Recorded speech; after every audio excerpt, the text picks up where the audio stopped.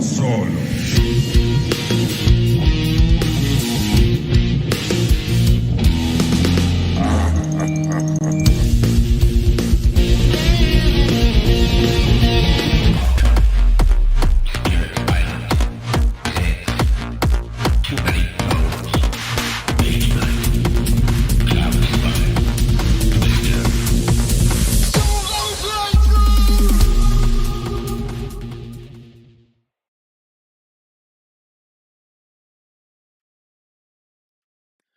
And hello! Welcome to solo playthroughs on this beautiful Thursday morning, afternoon, evening, whatever time zone you are in.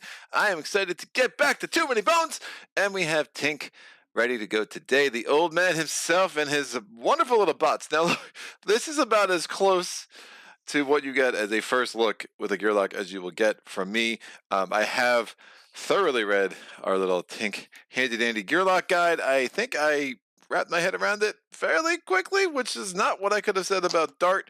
There was definitely a part of me that was thinking last night that maybe I should push this off, but I did half a playthrough, got my feet wet. We'll see. Hopefully somebody who is a Tink strategist extraordinaire will pop up in the chat and kind of tell me if I'm going going in a bad direction.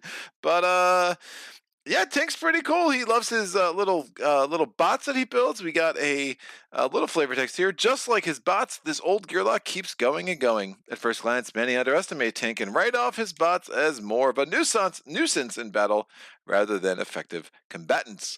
Time and again, however, Tink is the last lock standing and proves to be quite the asset to any adventure party. However, yeah, that 4 difficulty for solo makes some sense. I do think Dart should also be 4 difficulty, but I digress. And Tink says just a few more modifications and I'll have my bots doing my adventuring for me. Cool. If someone could jump in the chat, just let me know we are all systems go. That could be super, super helpful.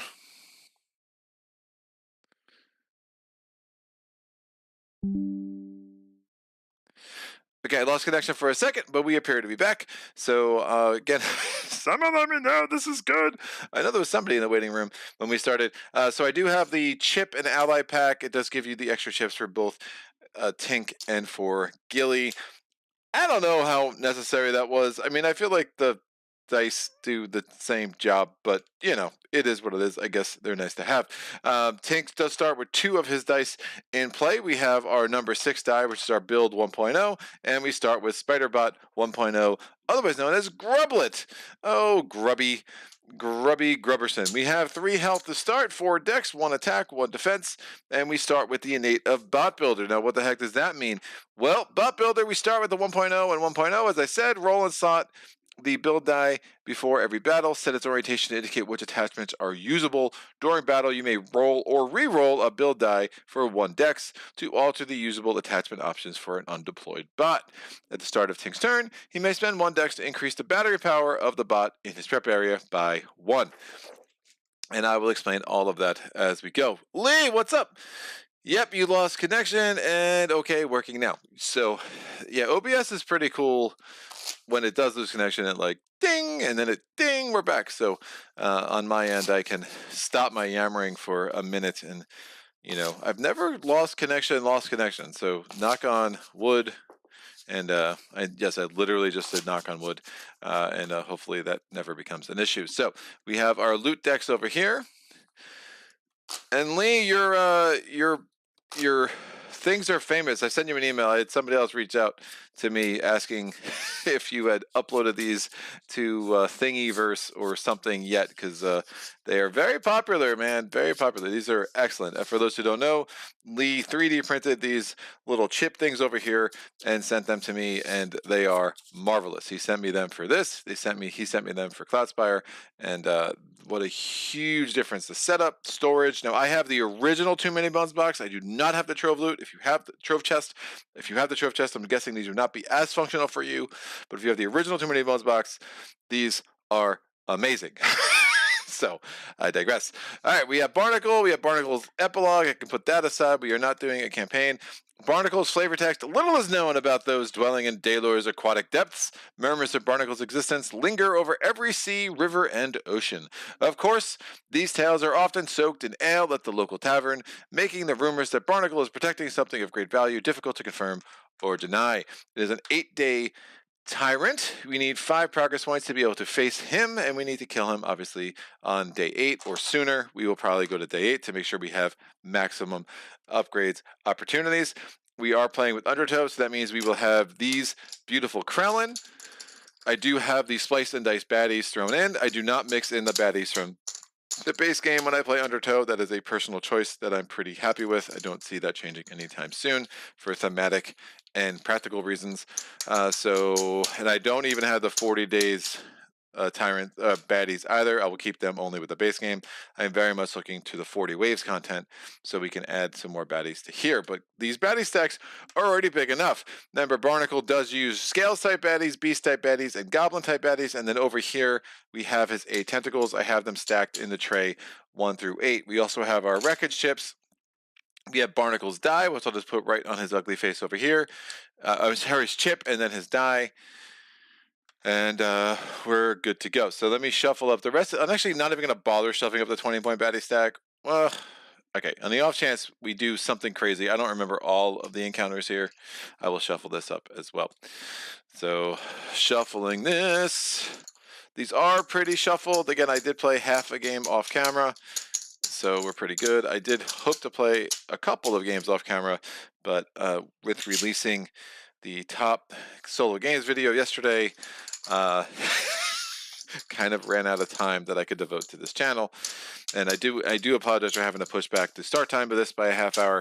But as I've said many times, we are in the middle of a rather extensive construction project, and we had a rather lengthy meeting with our contractor as we get to the final steps of that. So no playthroughs next week. I might as well just say that now. So I'm going to get this in today. I have 2 playthroughs planned for tomorrow. We're going to have a Warp's Edge early at noon, and then we'll do a patron challenge mage night at 3. I might adjust those times, so if you're interested in either, you might want to check ahead of time and see if I do. I might move them both ahead an hour, but I think 12 and 3 will work for what else I have planned for tomorrow. I'm very excited about the Mage Night Patron Challenge.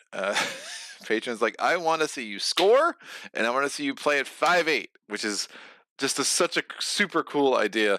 But the challenge doesn't end there. It is considered only a win if I score over 200 points, which at 5-8 is actually very hard because there's so fewer enemies, so many fewer enemies that you're up against. We're going to get our adventure deck set up here. So we have our 4 day 2 cards. I'm going to take 1 because I rolled a 1. We have our 5 day 1 cards. 5! Well, yes, I do have a little extra something that you may or may not be able to get your hands on if you have Splice and Dice. And, that's a thing. So I'm going to roll the die there. I rolled a 6. There's only 5 cards, dude. I rolled a 3. Bam, that will go there. I do wish the day 1 cards had more opportunities to get 2 training points. Most of them only give you 1, and that's not great. Rock Lee says, yeah, seen email. You're famous, dude. You're famous. I'm telling you, your road to riches is paid before you. I'm going to shuffle these solo cards. I assume 40 Waves of Daelore will give us more solo cards to play with. Again, as a general rule, I have grown to like this game more with 2 Gearlocs. However, when I am exploring a Gearloc the first few times, first 1 or 2 times at least, I do like to play them true solo. And when I'm introducing a Gearloc to the channel, true solo for sure. That worked really well with Dart. I love the puzzle of Dart true solo. Gasket, not so much. I don't think I would ever play Gasket true solo again. It's just not that fun. I am eager to play Gasket more in a cooperative setting. So we are again doing Undertow rules. So base game rules, you take the number of days you have and subtract 3 because there are 3 special encounters for day 1, day 2, and day 3. Since Undertow only has special encounters for day 1 and day 2, you're going to take the days of the encounter and subtract 2. So we're going to have 6 special encounters for 6 regular encounters. 1, 2, 3, 4, 5, 6. And then we're going to take the tyrant encounters and we'll put them on top of that. Remember, I do not shuffle the deck like you're normally supposed to. I just roll a die. I just find that to be a better randomizer for me. At least it makes me feel like it's more random, and that makes me happy. So I do have the third camera set up. Have not done that in a while, but I think with this game, it's super, super helpful. At least gives you some extra perspective of how much health some of the baddies have, how much health I have, and just another view of the battle mat. Note the third camera is coming from over there, so you will have to flip the image in your head. Sorry, I do not have a more high-tech setup where I can have it to be relatively the same angle, but just pretend you and I are playing together and you're just on the other side of the table or something. I don't know. All right, let's make this happen. All right, we're gonna go to day one. Again, I'm playing on legendary mode, so I don't have any starting stats. We'll see how that works out for me, and we're going to read special encounter for day one. At last, daylight! It appears that there are others who know about the escape route via the sewer. A lone, frantic Molnar trade. Now remember, the story. Oh man, it's been a minute. The story was we went to Obendar. We found out that the council is who we thought were our allies. They suck. Nobulus is just really, really bad. He put at least some of us in jail. We have escaped via the sewer, and here we are going out into Daelore to try to take down the tyrants, and knowing that we have to come out against the council and Nobulus and all the evil that they have planned for our fellow Gearlocs. All right. It appears that there are others who know about the escape route via the sewer. A lone, frantic Molnar trader sprints past at a good pace. While the city guards have turned and are now in hot pursuit, this means any remaining cover is blown as well. Escape should be easy enough, but the question is whether to take the poor sap along. She's dropping plenty of loot behind her as she flees, and she should distract the guards enough for an escape. But helping her could pay off with some good fortune down the line. We have option 1 or option 2. Neither are a battle encounter. Both of them give us 1 progress point. So let's give her some assistance while her loot must be left behind. You help her escape to the tree line. She promises to spread word of your kindness to fellow traders. Shuffle the special encounter Molnar Adventuring Reference Guide into the encounter deck. The special encounters are over here. What do we have? Nope. Molnar Adventuring Reference Guide. Nope. Is that right? Yep. What is this? Starting cover phase. Pay the guide 1 loot. Persistent. Flipball baddie. Stacks face up for the remainder. I don't think either of these are that great. No, I don't want that. Pay the guide. No, I don't want that. That's silly. All right, so we're going to do meh, haste makes waste. We're going to, after grabbing a couple of goods she dropped and making a short sprint, the tree line is in sight. The Molnar trader is quickly apprehended, slowed down by her supplies, and cumbersome cloak. Hopefully justice is served. Shuffle special encounter, a mountain out of a Molnar hill into the encounter deck. Is this even worse? No, it's better. 2 progress points. That's what I friggin' want. Amazing. But it's dangerous darts. Whatever. I won't roll that die. So we're gonna add this to the encounter. We're gonna get a trove loot, which is here. So 342, not the worst. We'll put that there. We can start unlocking that. And we get 1 progress point and 1 training point. So I'm gonna get a die. Right, we'll use this die. So we have 1 progress point. We need 5 to face off against Barnacle at all. And the training point, I'm going to take training point number 10. Not sure if this is correct, but this firing arm could be hugely helpful. So we'll put that right there. Fantastic. We are going to go to our recovery options. I'm going to scout. I'm going to roll the die for scouting purposes. I rolled a 6. I'm going to choose to make that a 4 or a 5 and scout the middle. Poison and Signal 1, the Goblin Queen's Guard. Man, the 5-point baddies in Undertow. I forgot how nasty these suckers are. So I do not want to deal with that. And the Signal... Poison. I mean, he's not terrible. I mean, you could do a lot worse. He's only got 6 health. Woof. All right, we'll actually keep him. You could definitely do a lot worse. I rethought it. And now we're going to do our lockpick attempt. So let me get my lockpicking dice. I need a 3 lever. We got a 2 lever and a +1. So I use that die for that. Most excellent. Now I can try to do the 4 trip. That would be nice if I can get 2 of these done in the same day. I can re-roll 1 die. Not looking great. I will re-roll the trip die itself.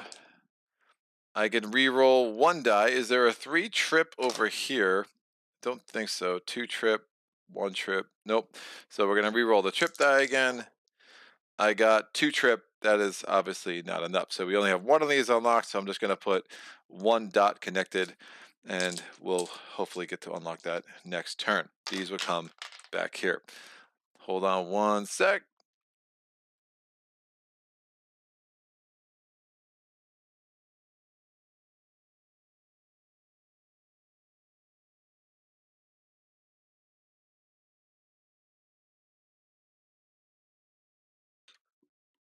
Normally I don't love the trove loot, but we'll see. They can be helpful. I don't know the cards well enough to know what the 3-4-2 is. I'm sure if you played this enough, you'd have a sense of like, hey, what you expect to find in these things, which could be good.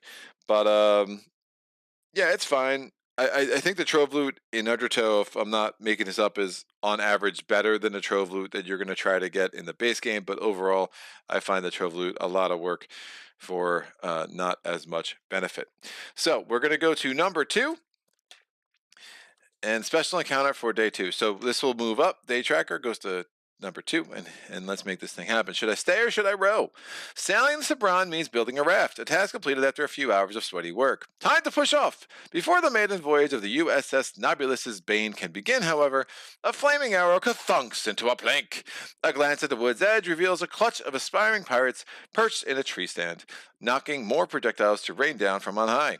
To stay and fight means facing the group with mechs close on our heels, but fleeing now will allow the novice marauders to put holes in the raft surface, and in the raft's captain if an enemy manages to jump aboard. So, if I row, there will be trouble. So, baddie points, add 1 Krelln. Krelln are 3-point baddies, so I'd have like basically 2 1-point baddies and a 3-pointer. This could be rough. All baddies enter mat with a 2 hit point stat, whether or not they would have 1, whether they have 3, whatever, and we place 1 wreckage chip on the raft. If I stay, there will be double. This allows me to get a loot. Baddie points are the same thing, but you have to add 2 mechs. That's not gonna happen at all. All baddies enter a battle mat with a 2 hit point stat. No, we're gonna do the stay. We're gonna do the row. So if I row, there will be trouble. And let's make some trouble, kids. So we're going to get 2 1-point baddies. The Krelln always get added to the top. Mechs always get added to the bottom. It's so crazy how many rules I forgot for the Krelln and the mechs. And so I was like yesterday, like, oh yeah, how did this work again? Yeah, right. All right, there we go. So the Krelln is going to get the 1 lane chip. It has submerge. It has 2 attack dice. It has 2 health. It still has 2 health, which is fine. And we're going to roll the die to randomize the starting position. We rolled a 3. It will start over here. And it has, again, 2 health. Next, we're going to have the 1-point baddie here. It's going to get the lane 2 marker. It would have 3 health normally. Now it only has 2. It has hardy. And not terrible. It is a plated kobold. The melee position for the lane 2 marker is down here. And last but not least, we have another hardy wolf, the kobold tenderfoot, hardy and compound, even worse. He's going to go in the melee position in lane 3, which is here. He would normally have 2 health, and now he has 2 health. So I'm going to put their any dice in place. This one has a dos. That's 2 in Spanish. This one has a 4. And this one has a 2 as well, and it is lane 2, so it will be ahead of the other one. I'm rolling my number 6 die. I'm rolling my any die. I rolled a 5, so I am first. and I rolled this. That's a problem for me because I really wanted to point to the firing arm, and it's not, because now it's either pointing to here or here. It says I only have access to one of those two things. Now, only 1/3 of this die would not have at least one straight line, so of course I rolled the 1/3 to start this game. All right, let's make this magic happen. I am going to. This is a rough battle, man. I'm gonna die. I'm gonna die. I'm not good enough a Tink to pull this up, I don't think, but we'll see. We'll see. Oh, we put one wreckage ship on the mat. Man, if we have to place a 5th wreckage ship, we can't. We lose wreckage ships. Cost the decks to get on top of. But whatever, we can put it on any spot we want. I will put it over there. Rocket Magnet. I look at the posting, the design. I have only a single in the CAD, so it takes work to arrange on the build play for combined versions currently. So some more CAD work needed. Got you. Cool. Thank you for the extra info there, Mr. Lee. Let's be formal. All right. I'm going to put a Tink on the board. This guy is the worst. He needs to go. So, don't you know? Now, there is a very distinct order to how Tink works. At the start of the battle, he rolled his build out, which I did. Now, during the start of his turn, which is now, I can choose an available spider bot die and place it in my prep area. So I will take my available starting, my spider bot, and I'm going to put it in my prep area. When I put it in the prep area, I put the die on there with the teal number showing, which says how much battery life he has. The battery life starts at 1 for Grublet. What a cute little name. Now, I can put the spider bot, I can choose before or after my movement to just put the spider bot on the board with attachments if there were any that were available. Right now, this arrow is not pointing toward my firing arm attachment, so I do not have any attachments available, which makes me a little bit sad. So, the other thing I do is I can spend dex to re-roll this die, which I'm going to have to because I really do want to get that firing arm. I could also spend the dex to flip that up and get more battery life. If a spider bot ever gets to 0 battery life, I cannot do anything with them, but they don't come off the mat, they don't exhaust, so they can still be targeted by enemies, etc., etc., etc., but it's kind of a giant pain in the butt. So, what I'm going to do on my first turn is we're going to put this in a prep area that does not cost me any dex to just do that. I have 4 dex to spend. I'm going to move 1. I don't want to get punched by that dude. It's not a great idea. I move 1. I have 3 dex left to spend. I'm going to re-roll this build die, and then I'm going to roll my 1 attack die. Do I want to get that battery up? 1, 2.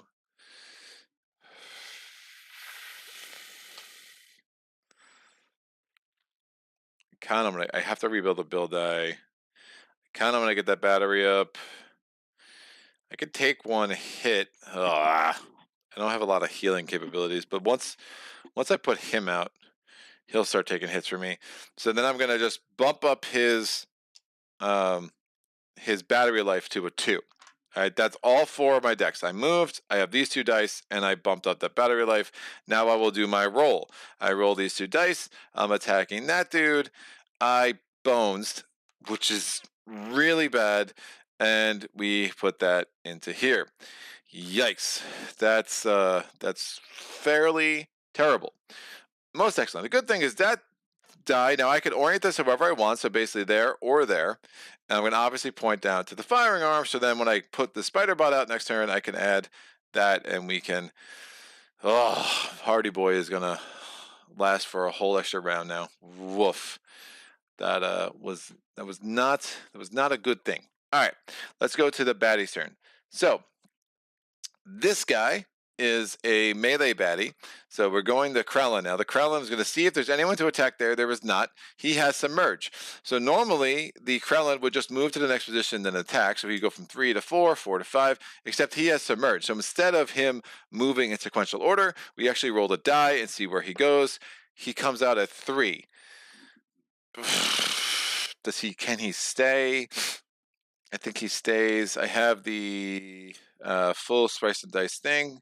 Submerge, assume it move, instead roll d6 and place it in the Krelln starting position. So I guess he stays in the 3. A 3 if not was not available. I think he would go to 4, maybe, sort of. I don't know. But he stays in the 3. he cannot attack anybody still, so instead he just decides to attack the raft because he's really angry. So we roll 2 dice. He rolls at least 1 damage. He has a bones and a 1, and we put a wreckage chip in one of those 2 locations. I will just put this there. We now go to the next dude. Next dude's going to go 1, 2. He stops. And then finally, this dude is going to roll 1 die against me because he has compound. He rolls a bones. That is most excellent. All right, what an interesting round. We go to round 2. No one lost any health. It's super exciting. I am going to, at the start of my turn, I'm not putting anything in the prep area. I'm going to do my movement. I'm not moving, but what I can do is put this bot on the mat. I still have a dex of 4, so I'm going to use a defense die. Now, when he goes on the mat, I can exhaust the build die to give that attachment to that spider bot. I'm going to roll this dirt. Now, what does the firing arm die do? The firing arm says deal number of damage to any non-adjacent baddie. Oh, by the way, the plated kobold should have a defense die on him, so I'm going to roll a die for him. He rolls a 2, because of course he does. That's super great, and by great, I mean terrible. So I get a defense die, I get an attack die, and I have the firing die.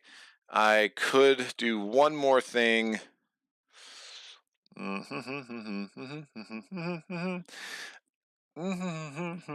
this compound is really gross. In theory, I have one more dex, but that's not going to make much sense. I could have moved and then deployed him. Nope, that's not going to make any sense either. That could make sense, actually. Yeah, we'll do this. We will do this. I would have... No, but then who the heck am I attacking? No, so I have 1 dex that I'm just not using at this point. So I'm going to take this die, which I had ticked up to 2 last turn. I'm ticking it down to 1. I'm now rolling these 3 dice. I'm attacking the kobold tenderfoot. Oh, the spider bot's got to get somewhere too. I could put him diagonally, which is what would make sense. So when you put them on, that's the only time you can actually put them diagonally, and you'll see how his attack stat works as well. So I'm going to actually just make that work like that, which is not ideal, but it will have to do. All right, so this is all my turn. I'm rolling these dice, and we'll see what happens. I dropped it into the tray. That was super awesome. I bones again on my attack, which is super frustrating. Wolf. I only rolled a 1 with the firing thing. Now I can do 1 damage to a non-adjacent baddie, which is over here. I'm going to get 1 shield on Tink, and then we're doing an auto 1 damage to... Do I have to choose his target? He may deploy. A bot moves, automatically attacks, and damage to its target during the correct phase of Tink's turn. If Tink does not or cannot, because his power can be activated. Yeah, I'm going to tick this down to 1, but I'm in trouble because this dude is going to absolutely wreck me. I bones on both of my attacks. I don't think I can even come close to making this work. Yeah, rolling 2 bones on 2 attack dice is special. Remember, he's hardy, so he's going to last at least 2 rounds. So he's rolling 2 dice this round, and then he's going to roll 3 dice next round, and he is going to target me because I have less health than my bot. So this is going to be a very short game. We'll probably just reset this battle and try it one more time. But seriously, woof. And then this die, I mean, there's a lot of times where you can roll the 2. Now, this die doesn't exhaust. It actually goes back to your prep area, so I can re-roll it every turn. The only thing that exhausts is the build die when you're assigning these attachments. But, yeah, we have some problems. All right. This dude's going to submerge again. Of course, he's not dead, because why would he be? So he's going to roll a d6 to see where he lands. He rolls a 3. He really, really likes that spot. He's going to really having trouble. He rolls 2 dice. He does 2 damage. We get another wreckage chip. This is going poorly. The plated kobold is going to attack the spider bot, rolling 1. Oh, this could be good. He does 1 damage. That's fine. The kobold tenderfoot, I will have it attack me. We can choose. We have equal health, so it's attacking me. It does 3 damage. Holy freaking crap.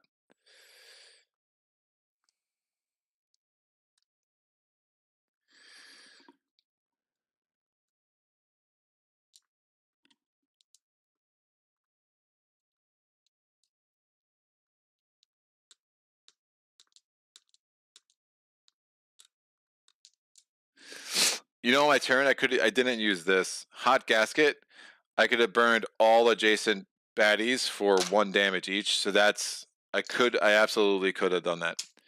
Because I had the second bones. Yeah, so sorry about that. So I forgot about my backup plan. So bot mod is 1 bones, heal an adjacent diagonal bot for 1 hit point, or exhaust 1 attachment on an adjacent diagonal bot to attach any 1 learned attachment. Pull start, Tink restarts an adjacent diagonal bot to its starting battery power, which is just 1 for this guy. Hot gasket, bot burns all adjacent units for 1 damage. Self-destruct should be 3 bones. Bot hits all adjacent units for 3 damage. Bot is immediately exhausted. Then we have hammer time. Tink may either smash an adjacent baddie for 2 damage or heal an adjacent diagonal bot for 3 hit points. And then Spider Bot 3.0 acquires Spider Bot 3.0. Getting 6 bones would be amazing. Upgrade to an A+1. Yeah, I should have definitely done that on my turn to get 1 damage on him. Had I done damage myself, that would have been an absolute waste of time, because again, Hardy wouldn't have made that matter. But at least we also got this bones. We got that shield off there in its entirety. We did not do any damage to him, so I don't know why I took the health off. Sorry about that. That is not true damage. But at least we limited this guy so I can kill him. He did do 3 damage to me, by the way. So I lose a shield and I lose 1 health, or 2 health. So gasket, Tink is down to 1 health. The plated kobold is going to attack the spider bot. Does 1 damage. Spider bot's down to 2 health. All right, we go to, oh, and then this guy, did I do that out of order? I did. My bad. Sorry. This guy would have attacked the spider bot. I'm going to keep the rolls as if I did it in the right order. It is what it is. So he attacked 1. He attacked me for 3. Oh, that's not going to work. No, I already attacked him. Because he went down to 3 health. I already attacked him. I did it in the right order. My bad. Yeah, he attacked him, got him down to 3. I had him attack me. He did 3 damage. It lost my 1 shield and left me with 1 health. All right, we did that right. We go to round 3. Marty, I think the point of the bot cost you a dex. No. I don't think that's true, dude. I read this yesterday. During start of turn, you may choose an available spider bot die. Oh, deploy. I do. So it did. Nice. All right, good call. Good call. Thank you. Also, during start of turn, Tink may spend 1 dex to increase during Tink's movement phase. He may deploy the buff from his phase for 1 dex. Excellent. So I had the 4 dex anyway. So remember, I spent the 1. I rolled 3 dice and I spent 1 to deploy him then, which is great. So that was up to my 4 dex. Thank you, Madi. Thanks for looking out. Round 3, Tink. I need to kill him. We actually have a weird chance of still pulling this off. This should be a wreckage, not an obstacle. And Tink is going to have 4 decks. We're re-rolling this die. We're going to exhaust the sound. So this is basically the spider dot's last turn. He will be absolutely out of battery at this point. We're going to roll this. We're going to roll this. And we're going to roll an attack die. Can I please, for once, not roll a bones on my attack die? Hardy Boy should have rolled. He would not have re-rolled his defense. He already rolled his defense. Right. So he rolled it. That's right. So I did the 1 attack and the 2 defense, and then he just lost all his defense. So that absolutely works. All right. Let's make this happen. So we're rolling these 3. Target for the spider bot is going to be here. And don't bones on my attack. There we go. Oh, and there's a 2. So I bones on my defense die. I do 2 damage to this guy, becomes 1 damage. It becomes he's dead. Who cares? And I can put him over here. I can use the firing arm to do any damage to any non-adjacent baddie. It's not your target, just any non-adjacent. So I finally killed the Krelln. So Krellin's out. And then Spider-Bot auto damages him for 1. But now he's exhausted. He's got no more juice. And I have, again, this 1. I can heal him for a point, which doesn't matter. I just have this 1 bones. If I get up to self-destruct, that could be pretty strong. Remember, Plated Cobalt only has 1 health left. So again, you don't roll dice for the spider bots. You just do auto damage, which is kind of cool. I think it makes sense with the decks and how that's supposed to work.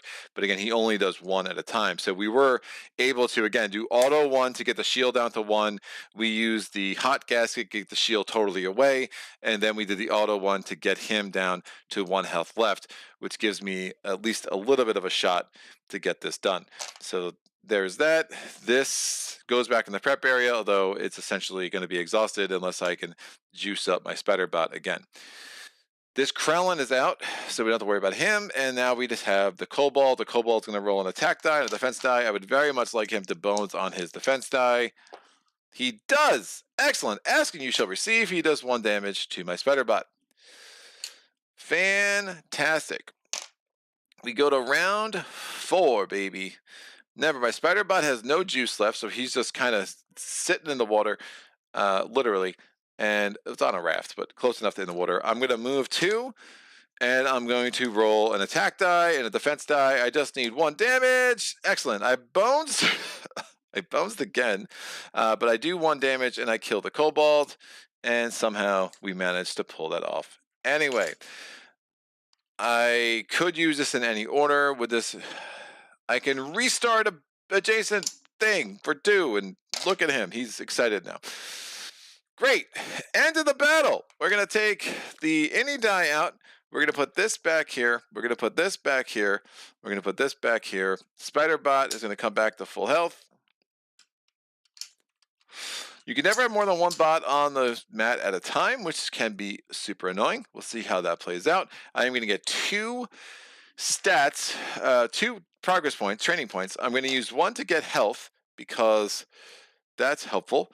That also will help me with targeting because I'll have the same amount of health as my Spider Bot 1.0, which could be really, really good. And I'm going to spend 1 on a skill. Whenever I get 2 decks, I like to spend 1 on stats and 1 on a skill. It's just a personal preference for me. I just don't know this Gearloc well enough to know what makes sense. Prodder always seems cool to me because it's just guaranteed damage. Bot moves to baddie's previous position and deals number of damage. These record ships can come off. That was super fun.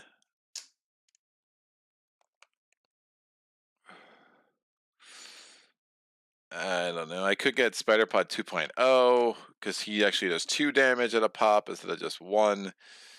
But I think I also need to get to the 2.0 build die because it's just a better die. I probably need to get another. I think I want another attack stat. I think I want another defense stat too. I mean, just for bones reasons. If I can get up to another bones, that would make me really happy. So I don't know. But I've been told I'm gonna take the air horn. Seems weird. Sensomatic's weird. Like, there's a lot of things about this that are super weird. Armor plating is not on a diagonal, but I think I'm always going to keep rolling until I get firing arm, to be quite honest. I'll take 2.0. I don't know what I'm doing, kids. I think the ability to get 2 bots out there, but unless I'm rolling enough bones to actually self-destruct a bot, like, again, I think I really need to get a defense just feel like all my stats are just too low for what they are. I find Spider-Bot 2.0 really strong, says Madi. Cool. Madi says it's good. It must be good. Let's make this thing happen. All right, I'm going to do my recovery option. I'm going to get back to full health, which is now 3. And I'm going to try to unlock the rest of this trove loot. So I need 4 lever. Remember, first lockpicking attempt of the day. I can re-roll if it's unsuccessful. Bam! Did I get 4 lever? No! Unsuccessful. So I get to go again.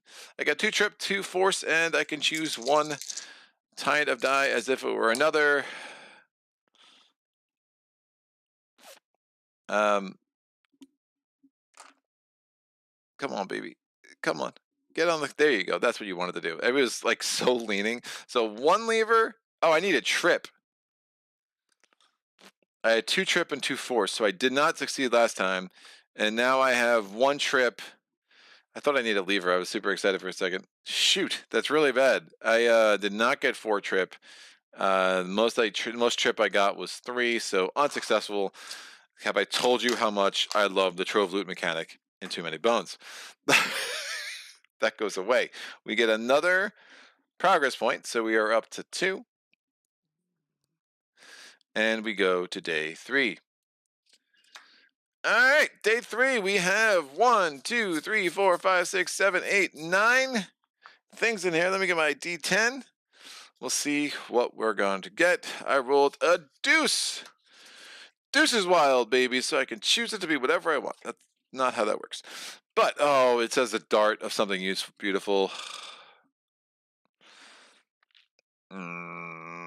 Okay, the dart of something beautiful. It's not pretty. Limbs blasted off, spinning gyroscopes exposed, and neurowiring a smoking mess. But the darter mech is now mine. It was touch and go with my limited tech knowledge, but this nasty-looking Franken darter is beginning to spark and belch to life. It's alive! So many options. I could program it and mow my opponents down to size, or I could load it with explosives and blow the next camp to pieces. Maybe I could even ride it for some extra mobility. The possibilities are endless. The mech is mine. Baddie points. Sabaticu's baddie points. Add 5 points. Woof. Gearloc has surprise. It says Gearloc because I know it's a true solo game. Place mech darter 3-point on the battle mat. In a Gearloc starting position. Well, what? In a melee position? That could have been clearer. Mech darter.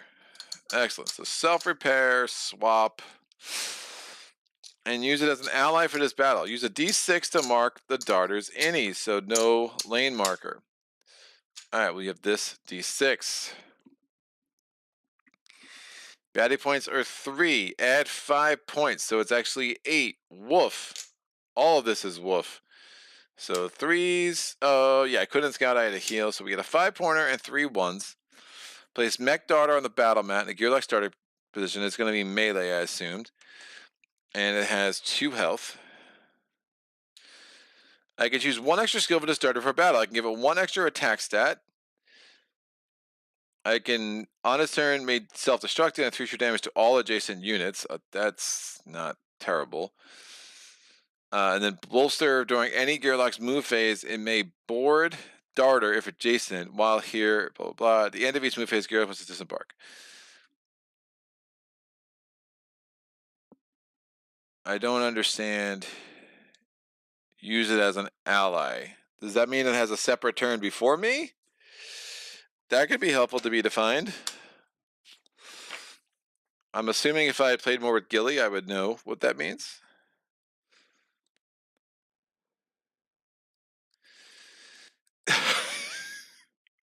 I played way too many games of this to be as confused as I get. Madi knows. Madi, I'm assuming that means it just takes a turn before me. Oh wait, it just gets its own. Use a D6 to mark his innie. So it just has a turn. It will just take a turn in order. That's got to be what that means. Great. So it's a 4, and it's a Gearloc. And since it counts as a Gearloc, I can always break ties in whatever place I want. This sucker's at a signal, which is really bad. We got some problems. All right. Well, and I don't have my extra build die, so I'm only getting 1 mech out this turn. That's good. Wait, can I get a second out? Do I need the build die?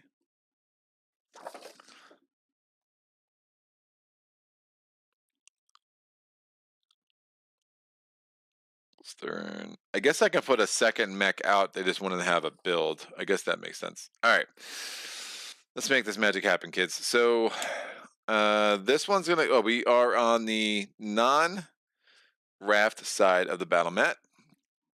Make sure that's somewhat centered on our little cameras here. That will work. We are going to put him in lane 1 in a melee position. His die will be a 3. He has 6 health.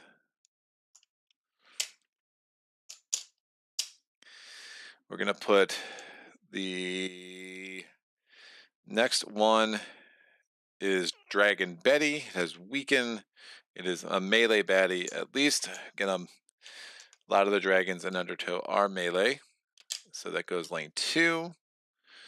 We have with a 4 on the any die meter. In lane 3, we have another Dragon Betty. Woof. That's going to go in that melee position. That has a 4 in lane 3. And then last but not least, we have a Neanderthal. That's going to go in lane 4. Has 3 health as well. And it has an any die of a 2. The darter is going to be a 4. Round 1, I'm rolling my build die and my any die. It's 2 training points, assuming I succeed at this. I think I'm going to, with all these dudes having 3 health, I think I have to choose Blaster. Blaster just makes the most sense to me. Bam. I rolled a 4, so I am first. And I also got that on my build, so that was a very nice roll, so I can get firing arm out fairly quickly. That only has 2 juice. But with firing arm, I'm not gonna lie, that might be that might be good. That might be good. So I'm going to, at the start of battle,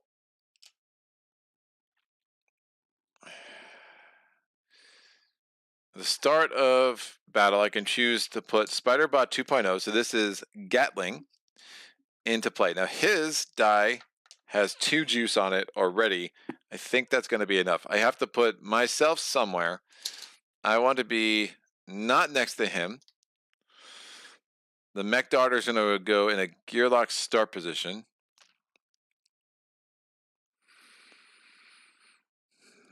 He's doing 2 damage. What's confuse again? Confuse makes your attack stat. I don't.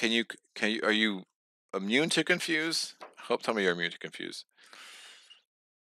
You're immune to bleed, poison, weaken, terrify, stun, and even fatigue.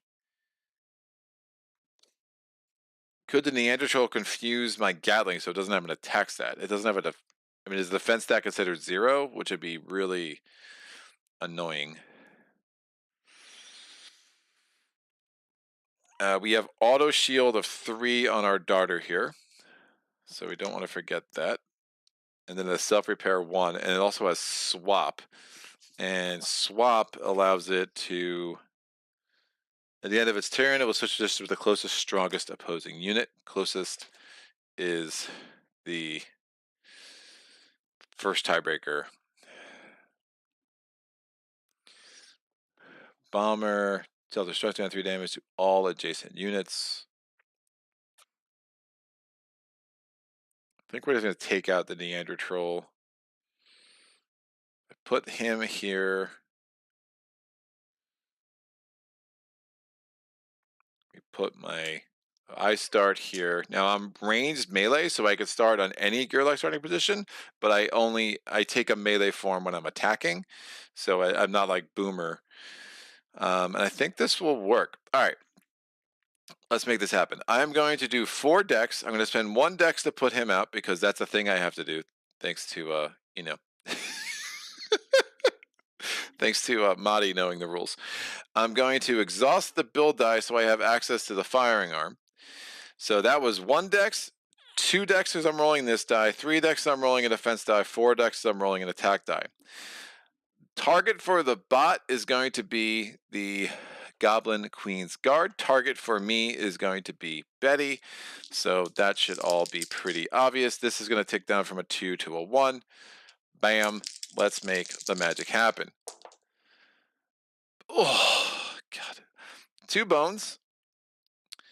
But I get the firing dot there where I can do 2 damage to a non-adjacent baddie. I will do it to Dragon Betty.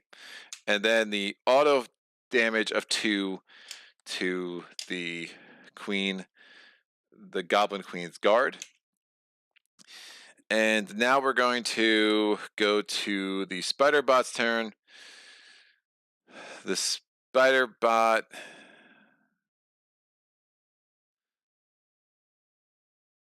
Yeah, that's still what I wanted to do because I want to kill him. The Spider Bot's going to swap triggers at the end of its turn.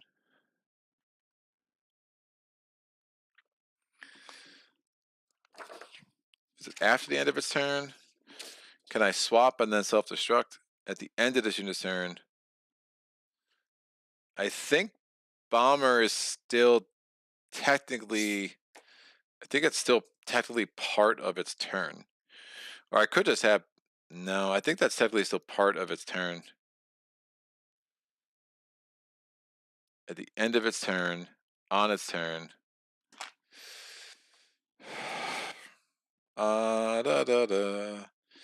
End of turn.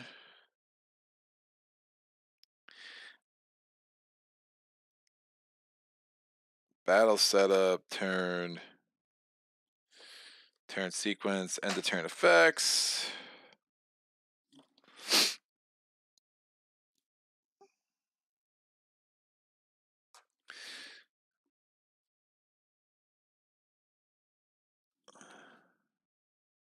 It doesn't say after the end of its turn, so I'm assuming I could do this Bomber after I swap, but I'm up to see what Marty says.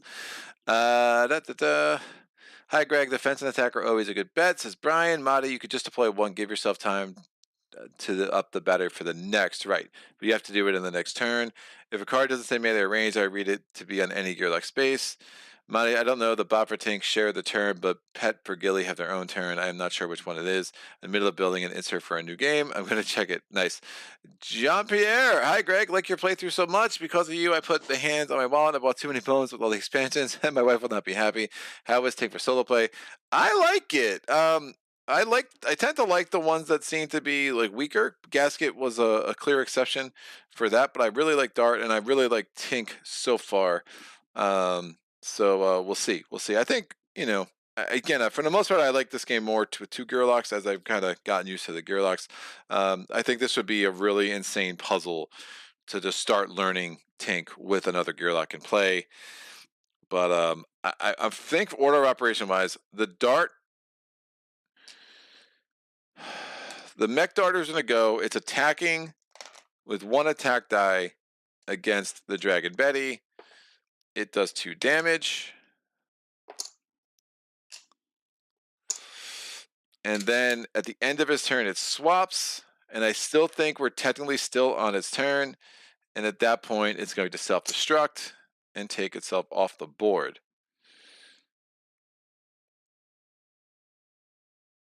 Because, yeah, I really don't want it to weaken my Gatling.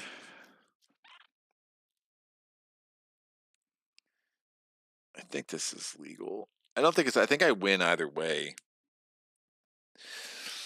So I think I win either way, but I do think it just makes sense to take this dude off the board.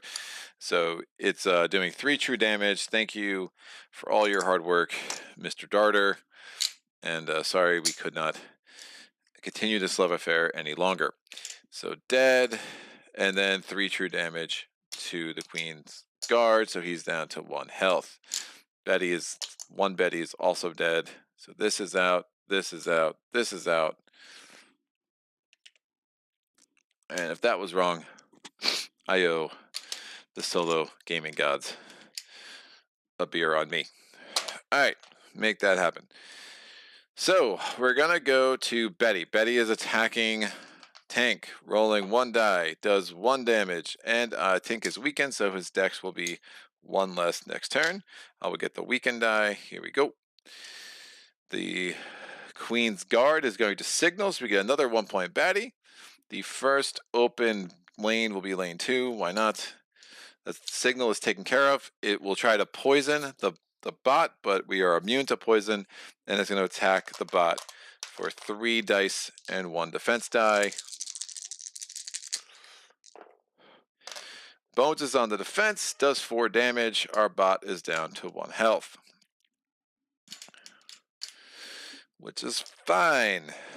We go to the next turn. Well, at the end of the round, another baddie comes in. It is a stubborn flea.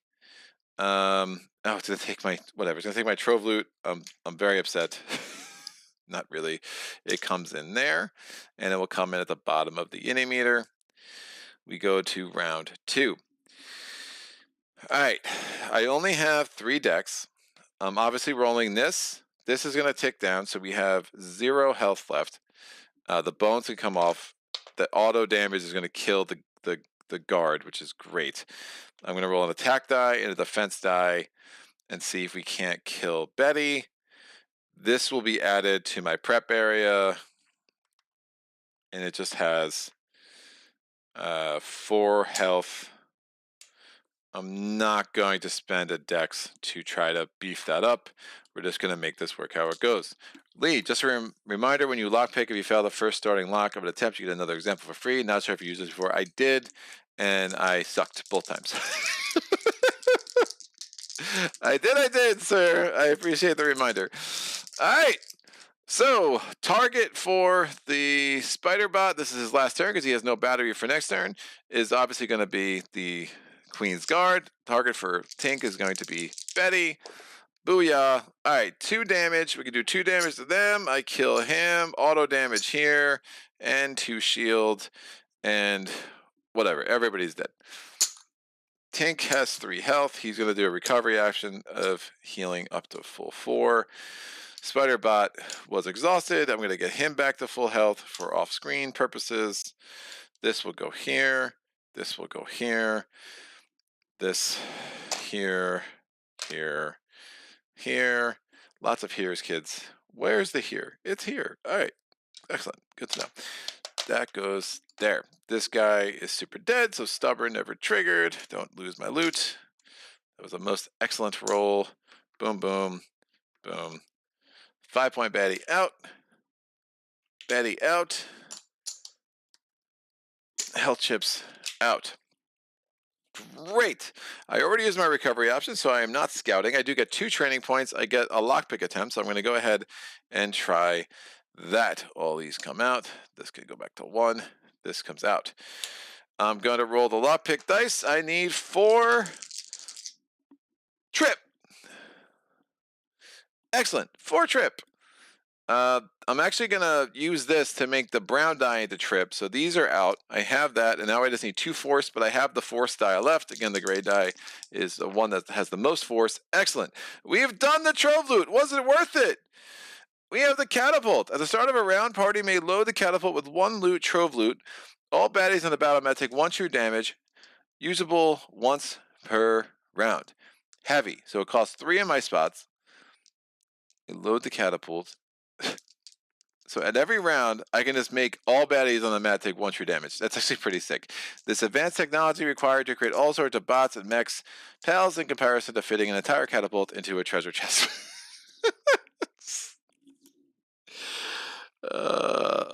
God. All right, well, we got a catapult now. Excellent. I have no loot to load it with, but we have it. So what else could you possibly want in life but a catapult without anything to shoot out of it? We're going to get the progress points, so we're up to 3 progress. We got 2 training points. I'm going to spend 1. I think I get a defense stat, so I have to try to train. I roll the bones. I can try again because it's defense. I succeeded. I'm a big fan of just having some more defense, especially with the amount of times it rolls bones. And again, I'm a big fan of getting bones right now because getting up to self-destruct, getting up to hammer time, getting up to spread pot 2.0 could be really helpful. I'm putting the absolute wrong die in there, and I'm putting it in the wrong spot. So 0 for 2, Greg. Good job. Way to go. All right, let's try to get some more interesting accessories, I think. Maybe? Sort of. Possibly. Small profile is interesting, but I think I want accessories because then I can get that build 2.0 die and it will make a lot more sense. What accessories do I want? Well, we're going to have some 5-point baddies. Disabling those suckers could make some sense. So we have air horn. I don't really love the rest of these. I kind of like Prodder, but we can get that later. So I'm going to get air horn for now, and I probably won't use it, to be honest, because I only had the one build die. But I'm just trying to get things ready for later. Bam. Remember, I only have one build die, so at this point, I can only get this or this out. But when I get more training points and I get the other build die, then I have access to both of those, and I have 2 bots, and you know, it's all very exciting. So that is the end of the 3rd day. We go to day 4. Seeing the thing, Rocket leads Jean-Pierre. I have to go. I watch the replay later. Excellent. Have a great day, sir. Bonjour, or something like that. All right, let's make this thing happen. We go to day 4. Bam. We have 8 cards here. I'm going to roll a d8. What do we get? I rolled a 2 because deuces are wild again. Deuces are on the looses. Let's make it happen. The best defense is a good offense. Entering the settlement, I can feel eyes on me immediately. The hidden cave is full of paranoid Gearlocs, weary looking and seemingly afraid to talk.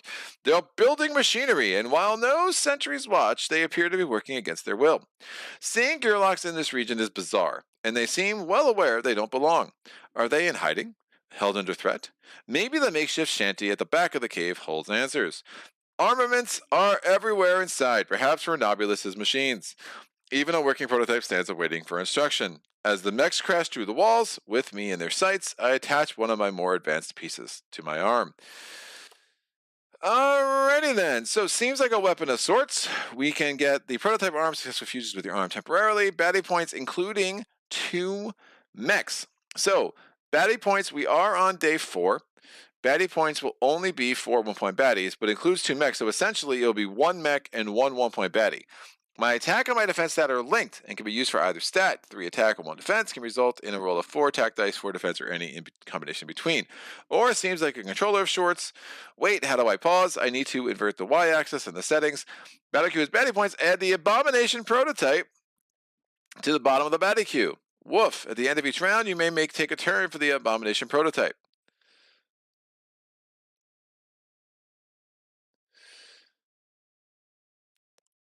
Oh, so I guess it would attack me, and then I can take a turn for it. Weird. It would give me a loot, so I can start firing away at the catapult. But the abomination prototype, I think that's the one that has like the disrupt, which is really bad. I don't know. I kind of think we do the first one. I still won't have any loot. I guarantee this though, and I can roll a bunch of defense stats. But getting to an 8+1 would be pretty nice, and I could basically just roll a bunch of defense to try to make that happen. So we're gonna have baddie points, including 2 mechs, but instead, again, baddie cube is only 4 because it's a 1 Gearloc times 4. Advanced math. We get 1 mech, and we get 1 1-point baddie. Mechs always go on the bottom. So going option 1, we get this. It is the Goblin Mutant. Mischief 1, 4 health. Not terrible. We are on not a mat. We are not on a raft. So because obviously we have mechs, I should have remembered that. We're gonna put him here. We're gonna get them there with a any die of a 3. And then the mech is going to go in a mech starting position. We have assault, self-repair 1. What is assault? Oh, assault is it rolls a dice equal to its current hit points. That could be pretty gross. He's going to come into play and have 4 health. self-repair 1. He starts with 1 defense on it. And we're going to roll the die to see where it hit lands. On the battle mat, I rolled a deuce. That would go there. That's all I roll. It's 2s. 2s everywhere, kids. Not worried about that catapult right now because I can't load it, so I'm going to just block it. This should be on here to indicate that I have 3 progress points. And let's make the magic happen. We have an any die of a 1 there. I rolled my number 6 die. I rolled my any die. Bam! I rolled a 5 for any. And I rolled this, which is not helpful. All right. I'm going to put Spiderbot 2.0 in my prep area at the start of the battle. He's going to get there with 5 health. But I'm not going to put him in play because I really want my firing arm. Because who wouldn't want a firing arm? Attack, defense. Woof, woof. I'm going to put myself... He's only rolling 1 die. I'm going to put myself here.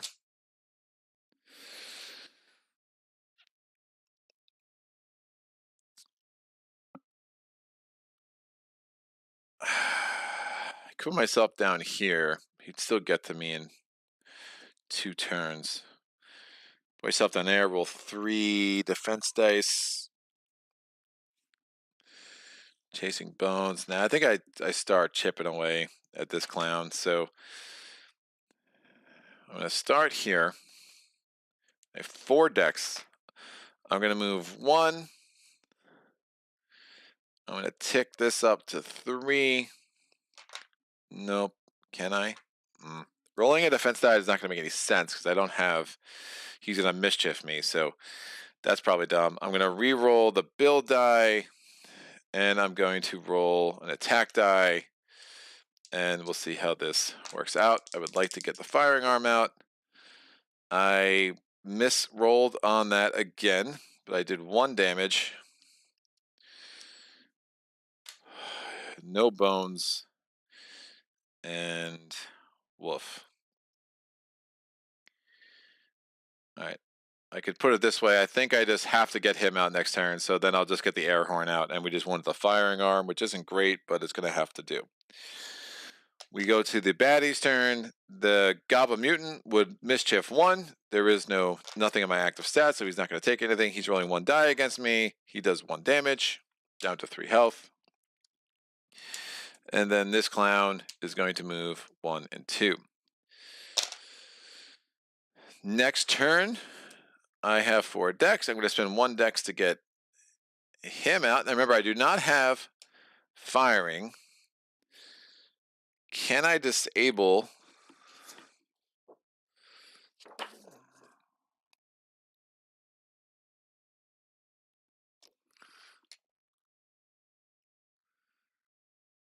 If I disable them,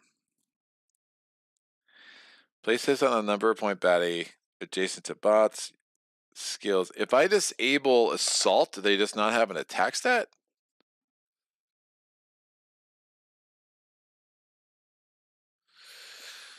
I think that's right.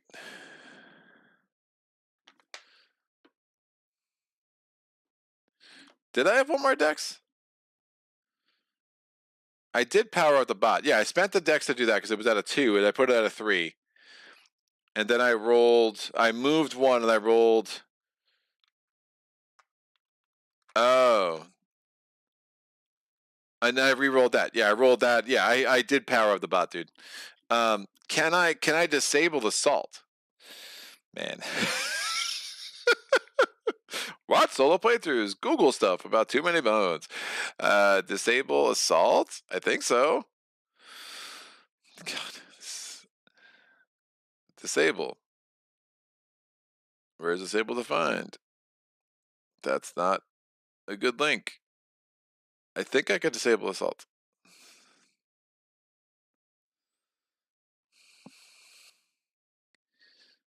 I'm thinking how to suspend work on a compound skill. Disable. Right, so if it turns compound into 0, it must also turn assault into disable. Havanas, what's up, sir? Too many builds. Woo! Currently four-handing a 20 builds herself. Age of Tyranny campaign with Pickett, Tink, the Lab Rats Riffle. It's a blast. Woof. Tink is awesome. Yeah, I'm a pretty big fan. My head hurts a little bit. All right, I put him on the battle mat. We're gonna tick him down to activate him this turn. I have 3 decks left. I'm gonna spend 1 for the air horn. This just goes away, so no firing arm this turn. But this is gonna be my target. It has to be target, right? Or it just can be any adjacent. It could be any adjacent baddie, which is bananas. So this is my second dex. My third dex, I'm going to roll a defense die. My fourth dex, I'm going to roll an attack die. What's the point of the defense die? I'm going to roll 2 attack dice because why not? So I'm going to roll 2 attack dice against him because of the mischief's just going to make 1 attack die to be silly. Anyway, well, he is attacking the strongest. Ooh. He's going to attack him anyway. No, defense die it is. No, what's the point? No, I want to kill him. He's terrible. All right, these are my 3 dice, for better or worse. Oh, 2 bones. I disable no one. I'm going to do 2 damage to you, and we're going to auto do 2 damage to the mech, who is now not disabled, but is now only rolling 3 dice. And that is fine. Bam. All right. The goblin's going to attack the bot. He's attacking with 1 die. Mischief has no effect. It does 1 damage. The bot is down to 4 health. Do I want to hot gasket? Ooh. No, I don't think I'd want a hot gasket. I think I'm going to try to get up to my innate. The mech is going to self-repair 1. And then rolls 3 dice. Please do not roll 4 damage. 3 damage. The bot is down to 1 health. So that worked out okay. A little gambly there. Probably could have done the hot gasket to have killed him, got him down to 2 dice, but all is good that ends well, or something like that. This is round 3. In the beginning of round 3, I'm going to put this spider bot in the prep area. So it's going to have the teal number of a 1. It's going to have 4 health. I already have him set up on the side. I have 4 decks. I'm going to tick this down so I can roll accessories for my bot. So we're going to use 1 dex on... No, I'm going to leave that there, which I think is just fine. I actually want the thing. He'll do 2 auto damage here. Yeah, we're good. I like how this is going to play out. So I'm going to spend a dex to upgrade his battery to 2. I'm going to roll 1 attack stat and 2 defense. So that's 4. And I'm not re-rolling that. We're doing 2 auto damage here. He'll probably die, which is totally fine. He should be dead, and hopefully we can get some bones. So, Tink, you make the magic happen. 1 bones, 1 defense, 1 damage. Dead. Out. Done. 2 auto damage here. This comes off. This is done. Done. And this should go hither.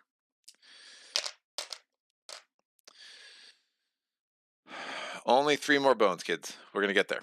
All right. The mech swarm is already adjacent to the bot, so it's going to attack the bot. It's going to self-repair 1, and then it's going to do 2 attacks. He's going to attack with 2 dice, whatever. It boneses on both. Oh, what a beautiful roll that was. Bones. You do squad douche with your assault, you little horrible mech. All right, we go to round 4. I have 4 decks. I'm just chasing bones here. So I'm going to take this out. Remember, I can use my attack stat and defense stat as they're the same. I'm going to roll 3 defense dice. And we're going to tick this up to 3. We're going to tick this down to 0. So this is the last turn for him. He could self-destruct, do 3 damage. It's not the craziest thing. Spiderbot 3.0 just seems weird. But I can have 3 attachments, I guess. That's pretty strong. I don't know. We'll see. So I'm going to roll these 3 dice. I would like 3 bones. 2 bones. We're gonna get there. And a shield. We're auto-damaging 2 here. So shield off, down to 1. That was a really lucky roll when it rolled 2 bones. It was not too many bones. It was the perfect amount of bones. The mech is rolling 1 die now for assault. It is self-repairing 1. And does 2 damage. Bye-bye, bot. You are a wonderful bot. You're my favorite bot. Don't tell the other bots because they'll be jealous. And we're good. We go to round 5. I'm going to spend 1 dex. I really want to get to an 8 3.0. Or an 8 plus 1. I'm going to spend 1 dex to get this guy out in a diagonal position. And then we're going to spend my last 3 dex. Firearm cannot get put on the board because I don't have a build die. We're going to tick him down. There's even no point to tick him down, right? Because auto damage isn't going to do anything because he's only auto damaging 1. So we're just going to let him chill and soak up a combat. And if you're even better, I can put him there. So then he'll go here. And that would be in a better spot for me, for Tink. I'm rolling 3 defense dice. So 1 to deploy, rolling 3 defense dice. Give me a bones. There we go. So I have 2 defense dice. I'm going to take this out. An 8 plus 1 for the win. Now, what does an 8 plus 1 do for me? Well, in addition to bot builder benefits, all bots are +1 battery power when placed in Tink's prep area, which is super strong. That is still not their starting. They start with that, but I don't think. I wonder. For things, is that permanently augment? Because it doesn't say that their battery when placed in Tink's prep area. So this doesn't, the idea of like having battery go to starting, so it doesn't, for pull start, their starting battery power is still going to be the teal number, but when they place in a prep area, they're immediately +1, which can be very strong. So I absolutely dig that. This guy is going to come here. He's going to attack for 1 with 1 die. Booyah, he does 2 damage. So bot is down to 2 health. We go to fatigue rounds. The fatigue does not affect anything but Tink. Tink goes down to 2 health. I have 4 dex. Tink's gonna move. We're gonna roll 3 attack stat because again, that is our special ability right now. And bam, super dead. Bye-bye, mech. Done. Every once in a while, it looks like I know what I'm doing, but I'm sure if I look at the comments, Marty's gonna be like, you did this wrong, and whatever. I'm gonna recover. And trust me, I like when Marty tells me I'm doing things wrong, because he's generally always right. Generally always correct. So that was a nice combat for me. We'll take this mech back. We're going to give them 4 health. We're going to take this mech back, give him 5 health. Again, they're just going to stay off the mat to the left over here. We don't get any loot. We do get another progress point, so we're up to 4. And we get 2 training points. We're going to get the build 2.0 die, which is super nice. And I'm tempted to take another health, because then I can match my mech 2.0, which could be helpful. But dex is, I'm pretty lagging on dex pretty hard, so we'll take the dex. Am I lagging on dex? I don't know. 5 dex seems just like a good place to be. All right. Brian, back to work. Good luck. Thank you, Brian. Too many bones goes into bone slot once. Oh, I put it here. Right, I should have put it in there. Yeah, thanks, John. Good to see you, man. It's been a minute. Edgar, I love watching you play this game. I want to buy it, but I can't find it in my country. Dude, that sucks. Sorry, man. Like, yeah, if you miss those Kickstarters, it's like really rough, man. It's really rough.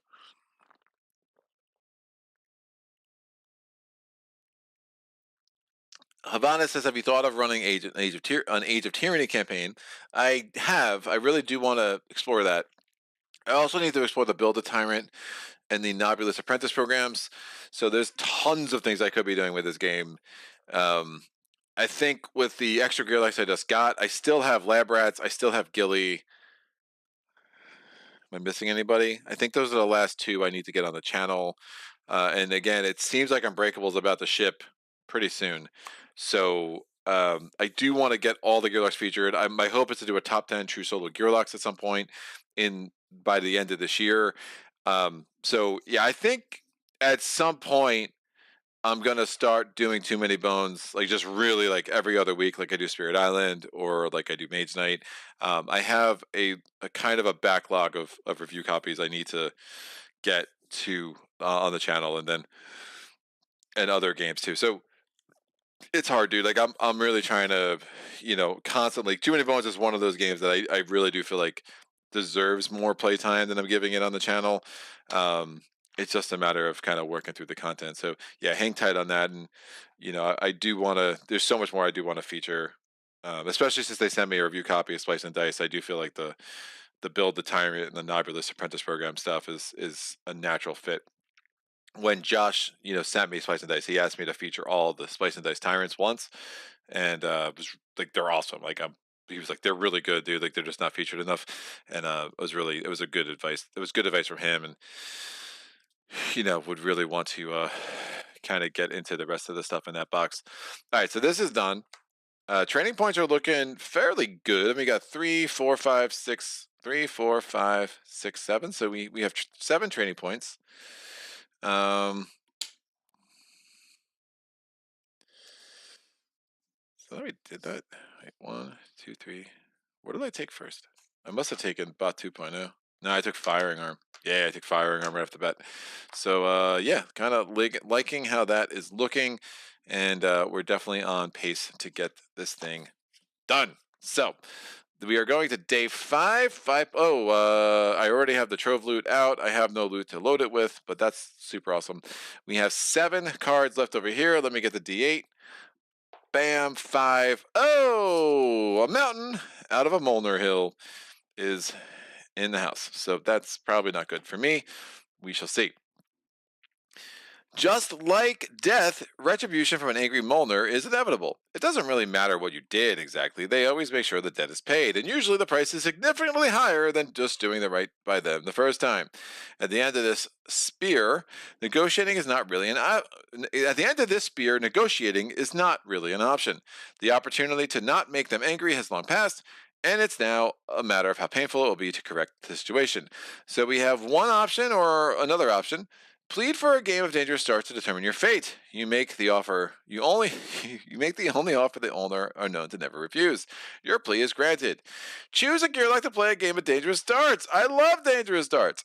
If you win, select one Gearloc to represent party to face a furious gorilla in a 1v1 bout to a KO. Furious Gorilla has 20 points. Gearloc is surprised if you lose, same as if you win, but no surprise for this battle. Woof. Encounter success is achieved. The Furious Gorilla is defeated. If successful, persistent, gain Molnar Champion title among the Molnar, and in any future game Dangerous Starts, they let you go first. That's right, because you don't go first. Oh, Dangerous Starts is so dumb. I forget how to play Dangerous Starts because I hate it so much. Great. We have 10 health. I love Dangerous Darts so much. It's the best thing ever created. All right, ding, ding. So 5 there. I'm going to choose 2 status dice and an attack die, right? Is that what I can do? I can't use any more than 2 of the same die. God, Dangerous Darts is so Choose each player. Opponent starts with 10 health. So we get 10 health stack for the opponent. Choose attack. You can have no more of 2 of one kind. Obviously not using the defense. You will roll the same dice each turn. Bam and bam. The non-Gearlocs always choose 2 attack dice and a status effect. Great. Once dice are chosen, the game is synced with your opponent, rolling 3 dice. Gearlocs always go second. Take turns rolling. And fantastic. So they're throwing darts at me. I'm throwing darts at them. All of this is super awesome. Let's make it happen. Great. They do 1 damage to me. and I'm stunned, which means I don't have my next turn, I think. It's awesome, right? Oh, dude. I'm pretty sure that's a stun effect. Yeah, I lose my next turn. So that's great. Super awesome. Fine, but they bones. The one bones, what does it do? I can remove an applied die for self or an opponent. I have no applied dice, and they're not gonna. So they stun me. I lose my next turn. Great, they get their 3 dice back. They roll again. Poison 1 and 2 more damage coming off. That could have been a lot worse. So I lose 3 health to start this beautiful battle. Beginning of my turn, I lose another health, and they get their 3 dice back. And I roll my 3 dice. Fantastic. Let's go.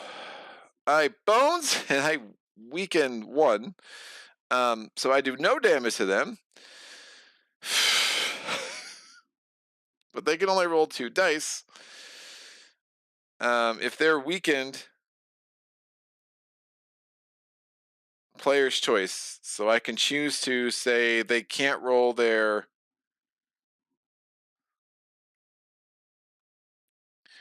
status die. That makes the most sense. I did no damage to them. They're rolling 2 attack dice against me. They do 2 more damage. This is going well. I have 4 health left. I'm rolling 3 dice against them.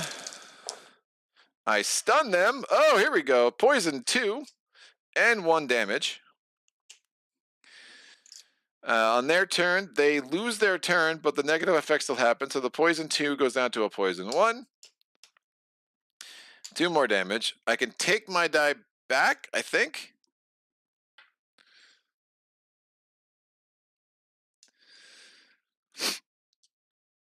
Can I take my die back? I think I can take my die back. Or I might as well just guarantee 1 true damage.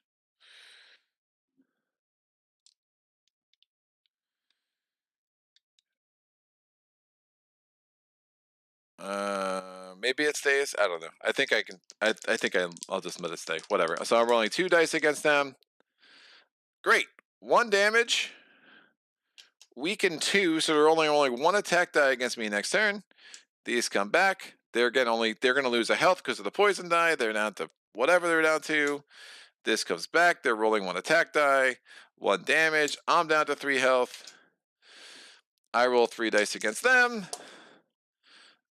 1 damage. Poison 2. They're gonna lose their status die. They're rolling. They lose 2 health because of the poison 2. This ticks down to poison 1. They roll 2 dice against me. 2 damage. I have 1 health back. They bones on the other die.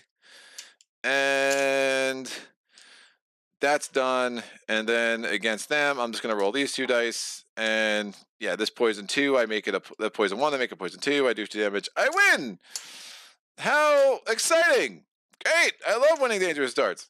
So, I now have surprise against the Furious Gorilla. Because, you know, there's gorillas and sometimes they're furious.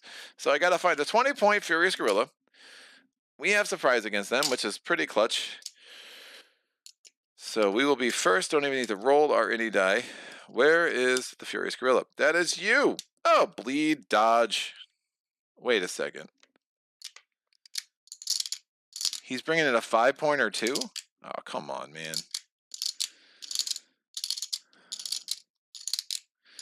This is silly. This is silly. Why is the 5-pointer? Woof.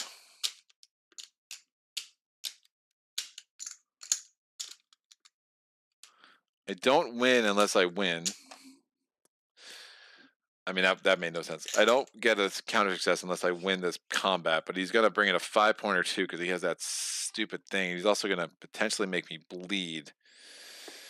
I'm going to have to put out my mech early for sure. These go away. These go away. So all that was to determine if I have surprise. Surprise is important, so not that upset about it. I only have 4 health. I do have 5 dex.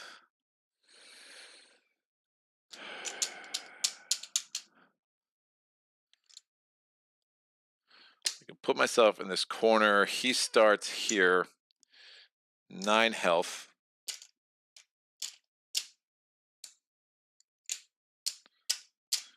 I think that's when they enter the battlemat. And I face so few 20 pointers that all of this is a little confusing to me. When this battle enters battlemat, add this many to the top of the battle queue. So we immediately add a 5-pointer as well. And that's also going to enter because he enters a battlemat, battle point. Obviously, we're not full, so we get a 5-pointer. It's a wolf. Trap and blind strike. We still have surprise on all of these dudes. He'll go here. Trap, when it enters the battle mat, we have to roll a die. This could be awful. Land encounters only. It is a land encounter. So again, this is a 4. This is a 4. Trap. I rolled a 1. Roll poison effect die and apply the results. Woof. Poison 3. Oh, come the fuck on.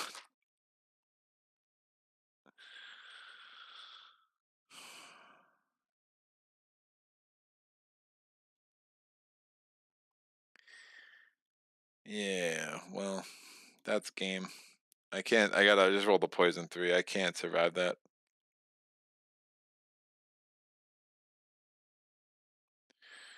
It's like a giant waste of time. Poison 3. I can't heal, so it doesn't really matter.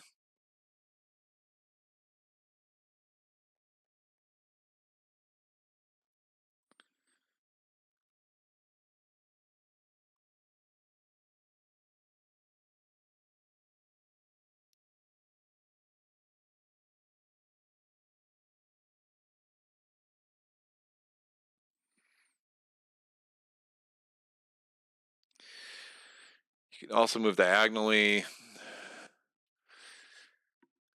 Edgar, gonna someday an Aeon's End playthrough again. Nah, man, I'm kind of done with Aeon's End. I sold my whole collection. I didn't really like it. It's available on. I mean, I liked it enough. I didn't love it. It wasn't a forever game for me. I'm not a huge deck builder guy. Lee Edgar, it's available on the CGU website with local depots in various regions. What country are you in? Yeah, good looking out, Lee. Yeah, I mean, just getting a poison 3 right off the bat is so bananas. I mean, it's like we do all this crap. You get the 20. I mean, it's like just make him not bring in the extra dude, man. Like in a true solo game, it's just brokenly hard.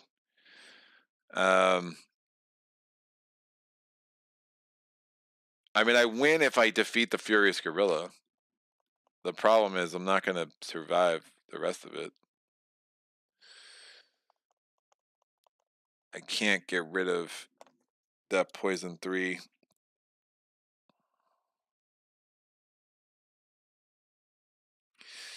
I mean, dodge is also pretty gross. I can't reuse his health with attack dice, so I assume I can reduce his health with an attack stat on my bots, because those are not attack dice. But that's also unclear. But this poison 3 is just, I mean, an absolute non-starter.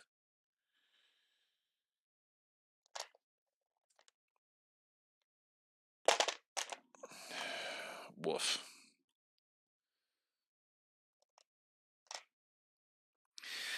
Yeah, I mean, I had to roll a 1 or 2, then I had to roll that. I mean, increase the stack stat by 1 would have been fine. Increase any die by 2 would have been fine. I still have surprise.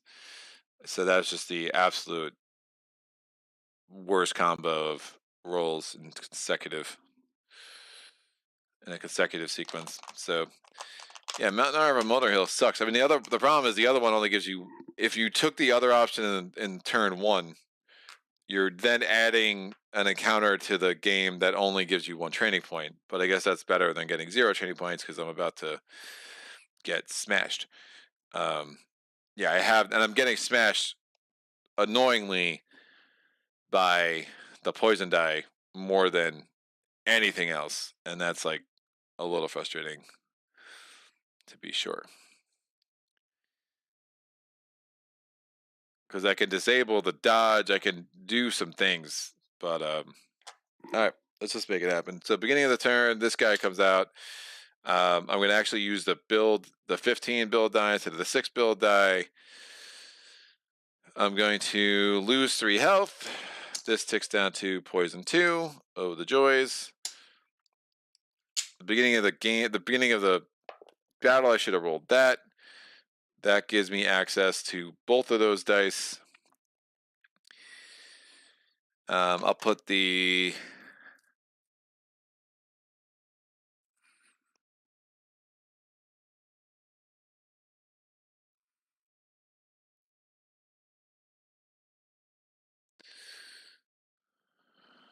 I start there.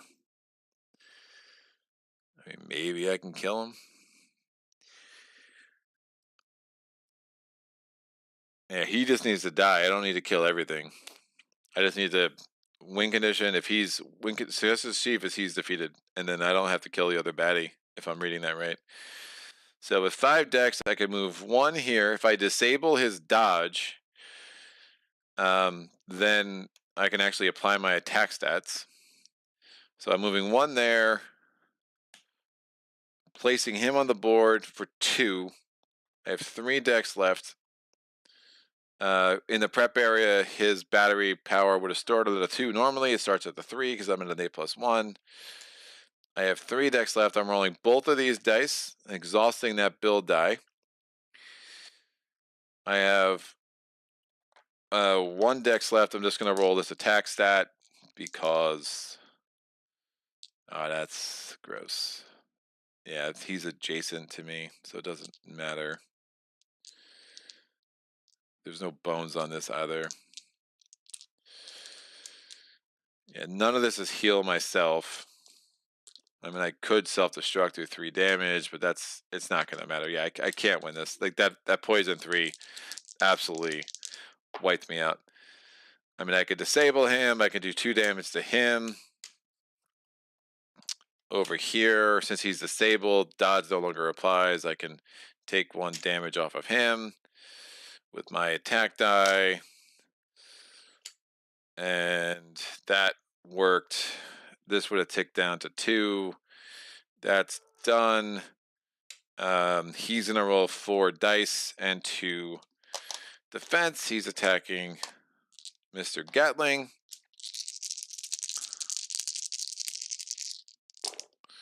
He does 4 damage. Mr. Gatling is down to 1 health. He only gets 1 defense. Everything. Then he rolled the bones. This is out. And then the Trapsmith does blind strike 1. Gets him down to 1 health. Did I do any damage to him? Oh, but then we had the auto attack of 2 as well, right? Because he was at 9. I took off 1. And then I took off 2 more. And then the blind strike. So yeah, he's actually still at 5. I forgot to do the auto attack with Mr. Gatling. He comes down here. He rolls 3 attack dice and a defense die. Kills my bot. And then next turn, the poison kills me. So recovery option. I'm going to get back to full health. I get no training points. This comes out. This comes back here. This comes back here. So I got to play Dangerous Darts, which is great. Won that. And then, just got super poisoned. And then I got a spam text, which is even better. So no training points, which is probably the most devastating thing about all of that. This comes back. This comes here. This comes here. I will put this build die in 6. This build die in 15. This goes into 10. And no success. Let's move on. We go to day 6. So we have 2 more days, and then we have to take on Mr. Barnacle. I rolled a 6. All right. So, Tyrant encounter tentacular spectacular. It hadn't seemed to take much effort. The massive tentacle simply gave the raft a light shove, and it was beached in an instant. Barnacle seems to be more intelligent than the legends and songs give him credit, for he's directed the skiff right into the middle of another skirmish already in progress. A slew of other Cretans are searching the area for Barnacle's legendary treasure. Now they are headed for the raft. Surrounded and outnumbered, this could hurt. Day at the beach. Baddie points. I had 2 1-point baddies per Gearloc in the top of the battle queue. So that would be, we're on day 6. That'd be 8 points of baddies. When a baddie is defeated, the Gearloc that defeated it may draw loot placed in the prep area, only usable during this battle. Discard when the battle is over. Or punch them in the suction cups. This is a much better thing for a true solo game. We're going to get 2 tentacles starting with number 1 and going to number 2. If successful, there's a permanent effect, which is super, super helpful. So I'm going to do option 2. 2 tentacles for Gearloc and party, starting with tentacle number 1 and counting up. So they have the Krelln symbol, so they behave like Krelln for placement purposes and otherwise. By the way, this was not defeated. He goes to the bottom of that stack.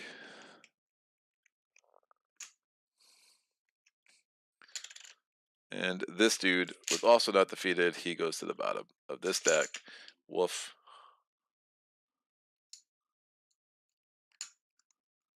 I'm going to pretend I don't know what any of that is. Did I kill you? I did.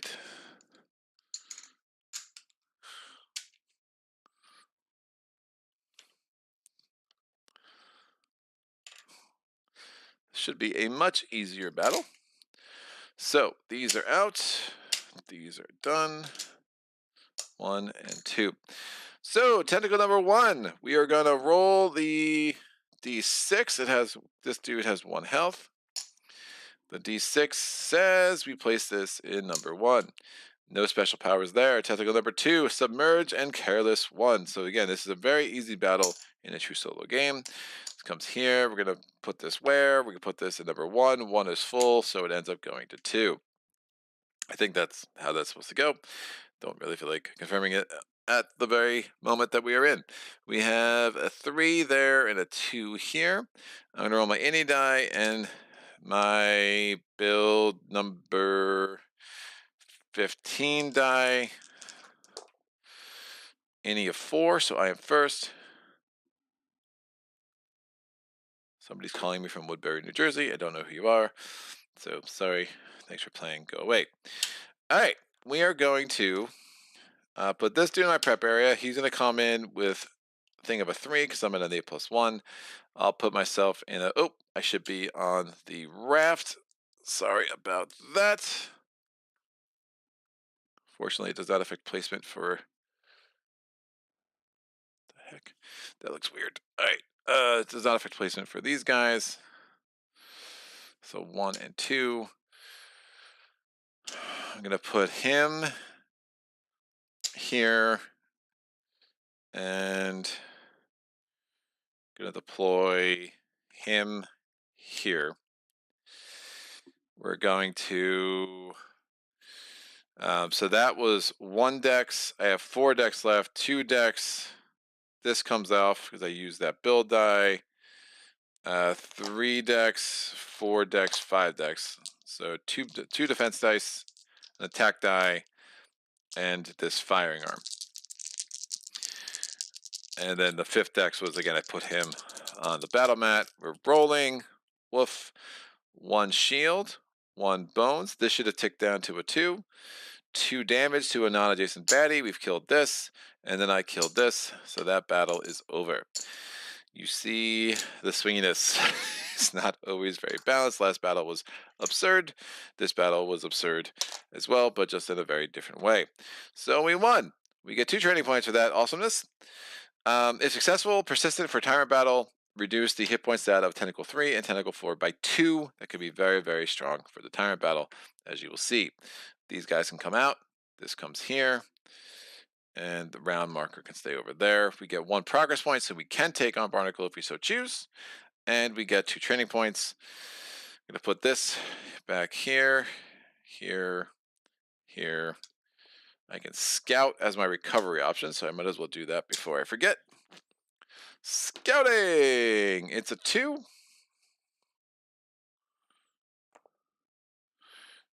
It is the Minchkin Monkey. That's fine. We could do worse. And not too worried about them. All right, this comes over here. My 2 training points. I do want to train my attack stat. Seems about time to do that. That's successful. So we have 2 attack dice instead of just 1. And I'm going to train another skill. I will take Prodder. Oh, Prodder is going to be not that helpful against these tentacle arms, is it? But it could be helpful against Barnacle.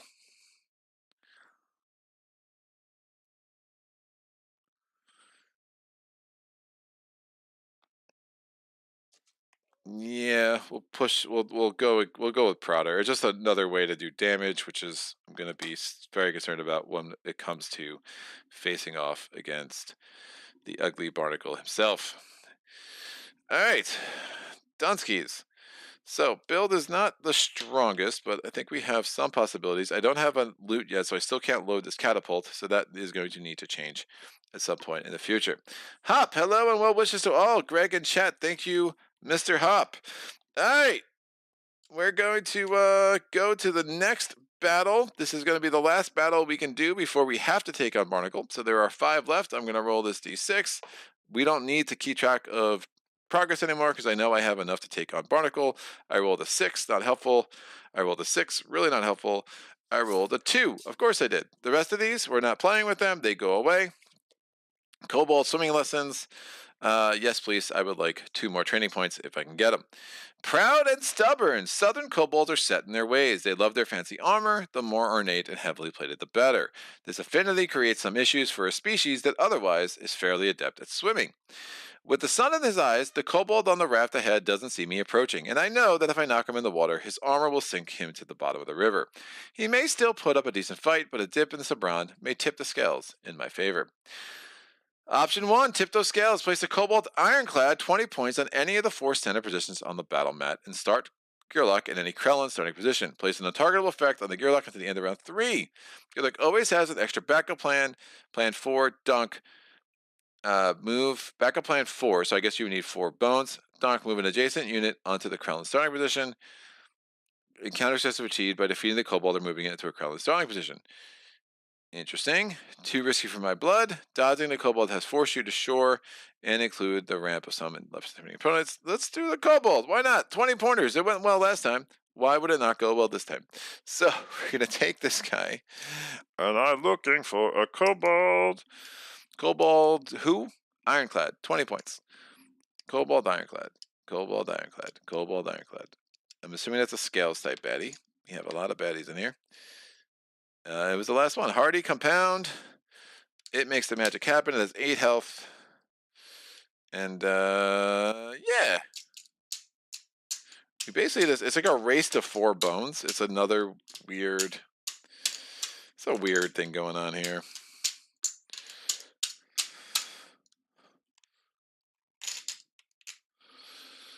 Alright. 8 health. Yeah, because, like, how the heck... Yeah, you basically, this is a race. Can I roll 4 bones before it kills me is essentially what's going on here.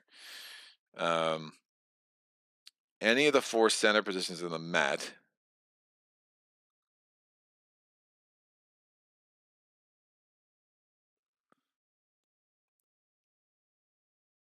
Are we doing option 1? Yeah, I don't know why you would ever... I don't know. I'm not smart enough. This goes here, 8 health.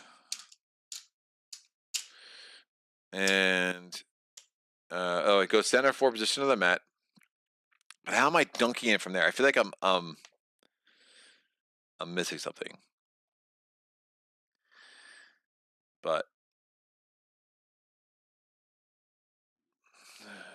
place untargetable effect on Gearloc until the end of round 3. The untargetable effect will not be on my mech, so that's interesting.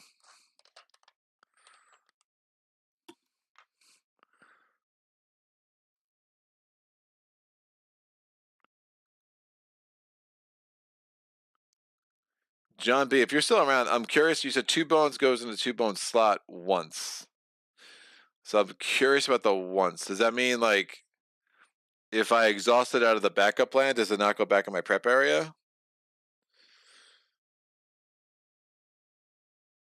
Yeah, I'm confused about that. There's a lot of rules. I mean, my understanding is Tink they got a lot better at explaining Tink. That my understanding is the first 2 or 3 versions of Tink's rules sheet was not great, to say the least, which isn't shocking, for unfortunately.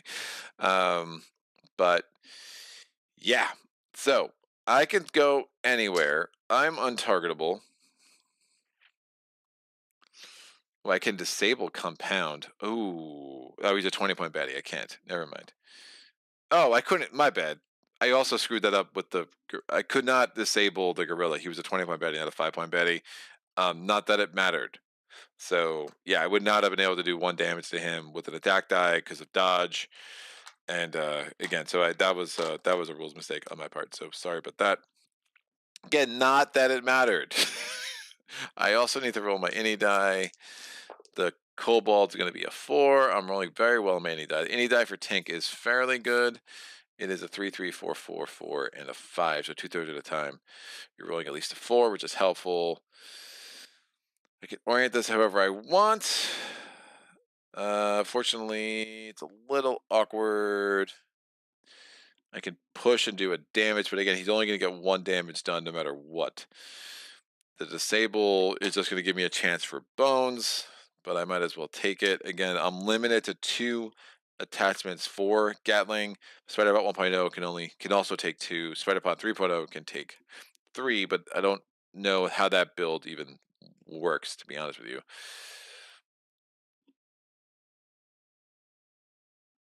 We have the round.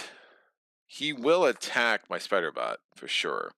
I'm untargetable. That's not the untargetable die. The bleed die. Woof. Here we go. So I'm going to spend, these come out. I'm going to spend 1 of my decks to place him. I have 5 decks left. He has 3. Battle power, I'm going to take this out, take these 2 dice out. So I'm going to roll those 2 dice. I'm going to roll a defense die, and I'm going to roll another defense die. Why not? Oh, I rolled this. I did roll the 6.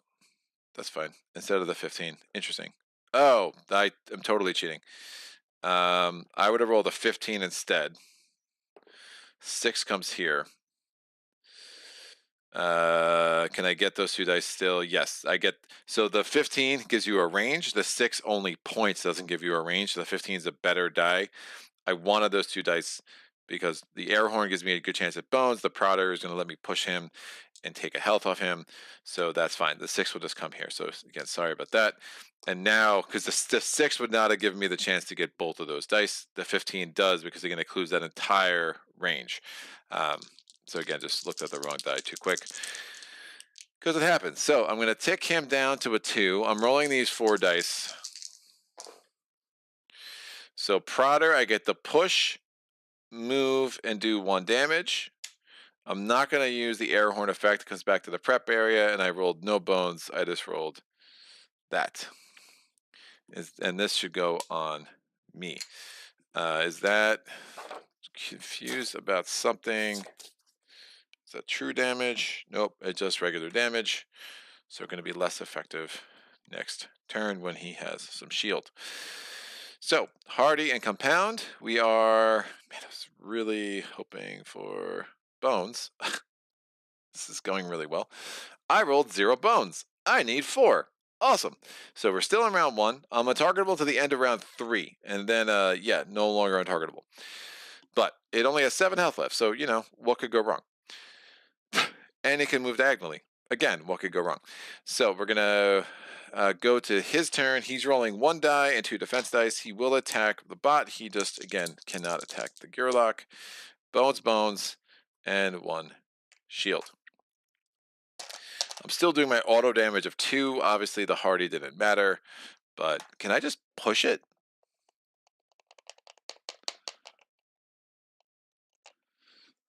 I don't think I could push. Oh, I was supposed to start in a Gearloc position. Sorry. I had to start here. I could have started here. I had to spend 1 to go up, so I would have rolled 1 less defense die and then put him out. So I had to start in a Gearloc start position. I could deploy before or after I move. Start Gearloc any Krelln. I'm sorry, not. I keep saying Gearloc. Krelln starting position. So I would have started here. I would have spent a point to move, and then I could have spent a point at the end of my movement to place him on the board. So that all that's legit. I rolled the same dice. I didn't roll any attack dice. It's not a big deal. I do need to get adjacent though to push his ass into the raft. And I'm kind of cool with that. So we go to round 2. I'm going to move 1. I'm going to tick this down. I'm going to roll air horn. I have 3 more decks. I'm going to roll these 2 defense dice. I'm going to take this out so I can re-roll it.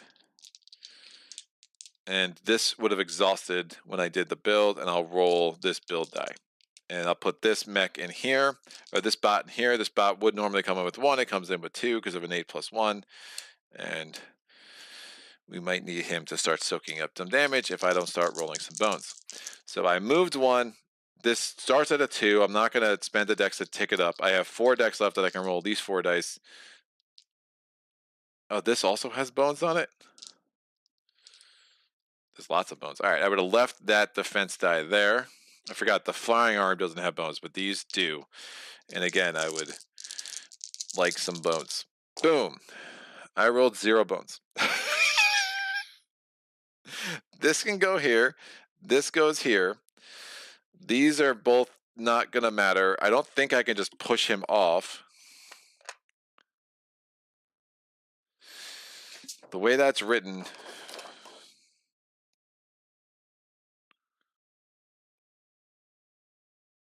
push this directly away.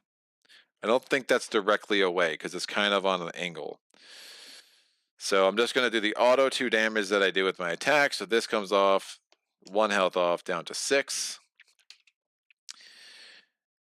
He's going to roll 2 defense die and 2 attack dice because of compound. He boneses 2 damage to my bot, 2 shield, and another bones.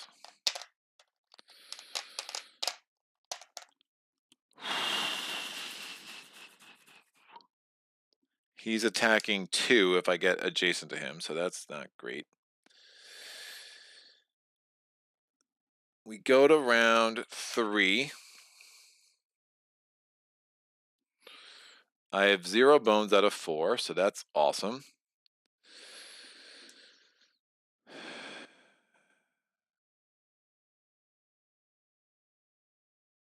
Since we can't push him, I don't know if I could do damage to him.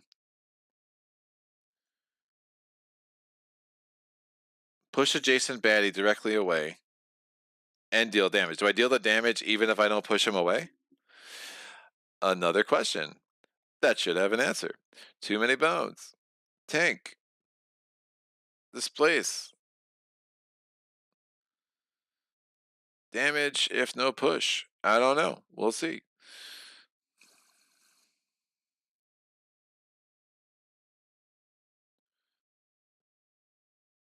There is exactly 0 FAQ for that one. Seeing nothing in the chat.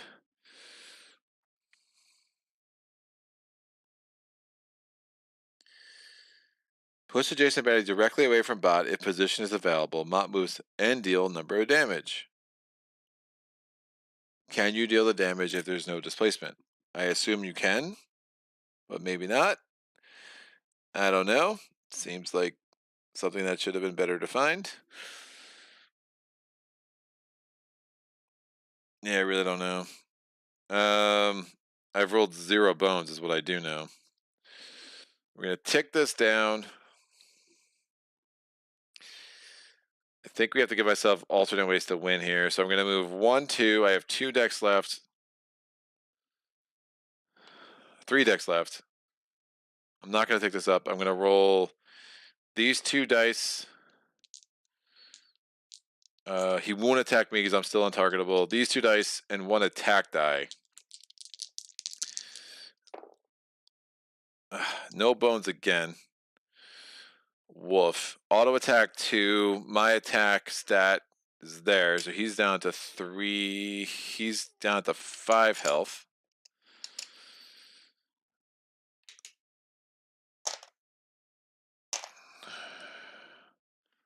I have rolled 0 bones. Woof.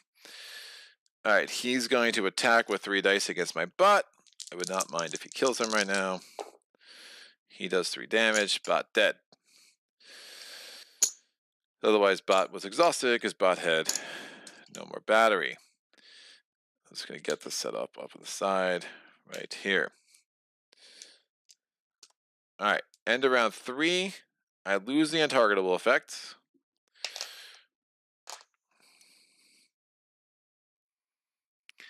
I have 5 decks.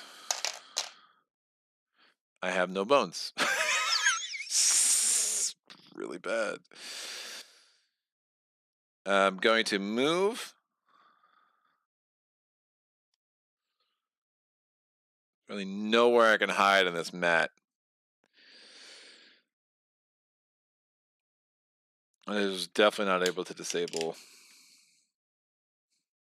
Oh, fuck, what bones did I roll? I don't know if I rolled, I don't think I rolled shield for the kobold. 2 shield, fine.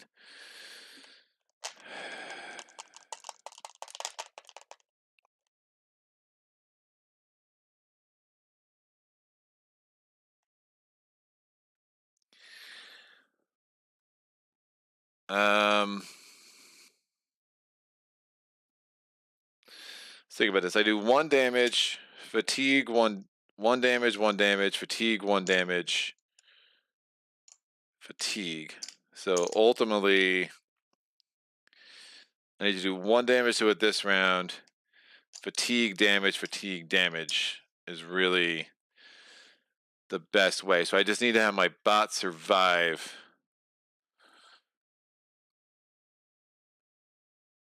He moves diagonal, so my bot probably isn't surviving.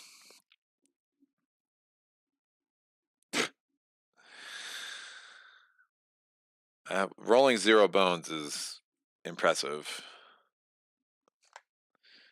I think you can damage even on push, says Jordan. Thanks, dude. Would have.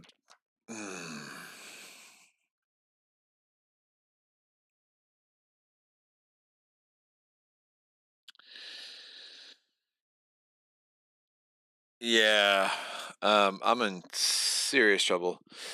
Crap.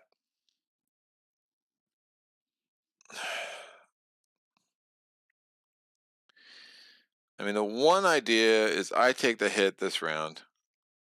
The problem is I don't think I could do enough damage.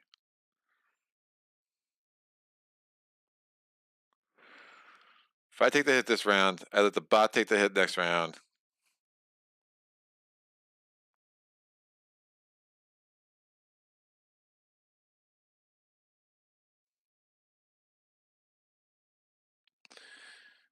Oh, yeah, that math's bad. So it's damage, fatigue, fatigue. All right, well.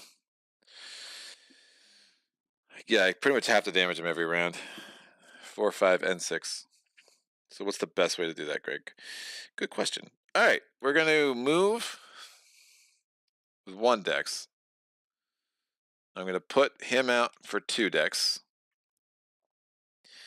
This is going to tick down so I can attack. This is coming out, and I'm rolling this. These dice are exhausted because that bot is no more.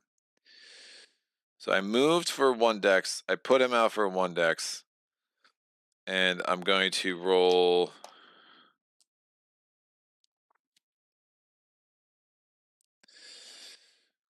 Woof. I'm going to roll woof.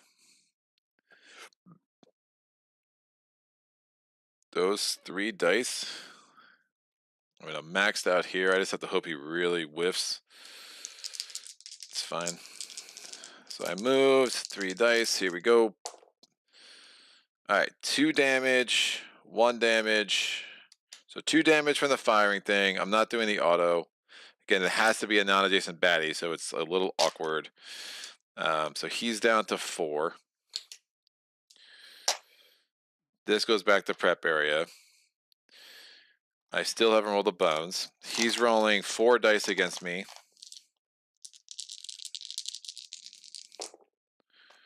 He does 4 damage, so those 2 come out, 2 health. I'm going to die from fatigue now. Woof. Unless I get a bones, I can heal myself. No, I can't. Did my backup plans heal me? Nope. Heal an adjacent bot. No, I can't win now because I need to hit the bones and not do 4 damage. Or I need to somehow roll 4 friggin' bones, which seems to be decidedly impossible for some reason. All right, we go to round 5.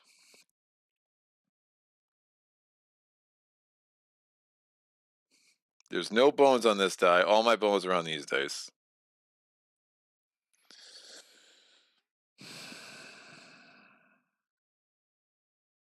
I've literally not rolled a single friggin' bones. This is unreal.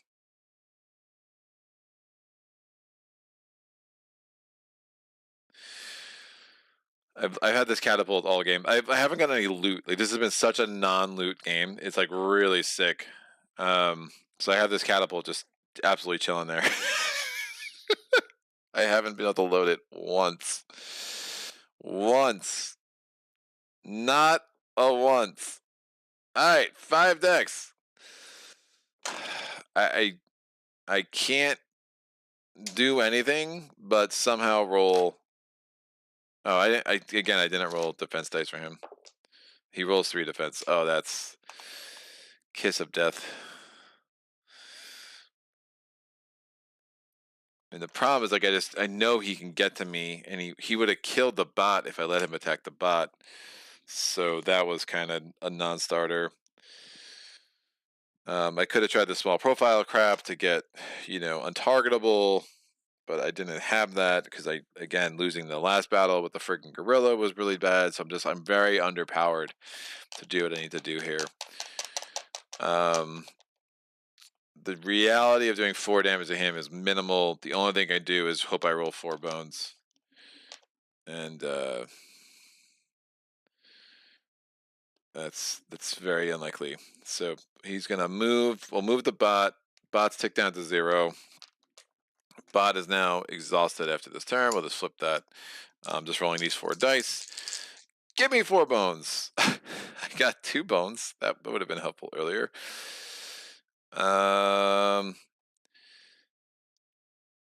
2 damage from me, 1 auto damage from the bot, and then for no other reason than I'm going to die anyway, we will take out these 2, and bot deals 1 damage to all adjacent units. So he's down to 3. He's rolling defense dice once.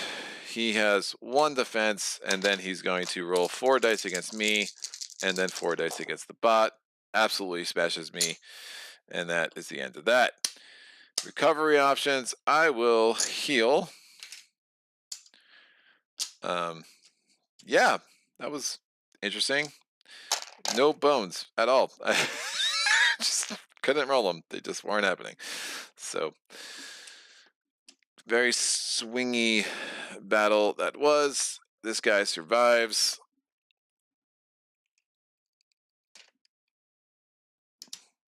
I think with Gilly, like, everything's a separate turn, or even if you're doing that with Stanza, like, well, I guess there's nothing else on the mat, right? So you're not taking a turn for anything. Yeah, you're really just trying to race to get those 4 bones. I probably should have just leaned into the heavier instead of trying to do what I did, which is like, oh, maybe there's a backdoor way to get 8 damage on that thing. That's really, really hard to do. And again, just didn't roll any bones to make that realistic.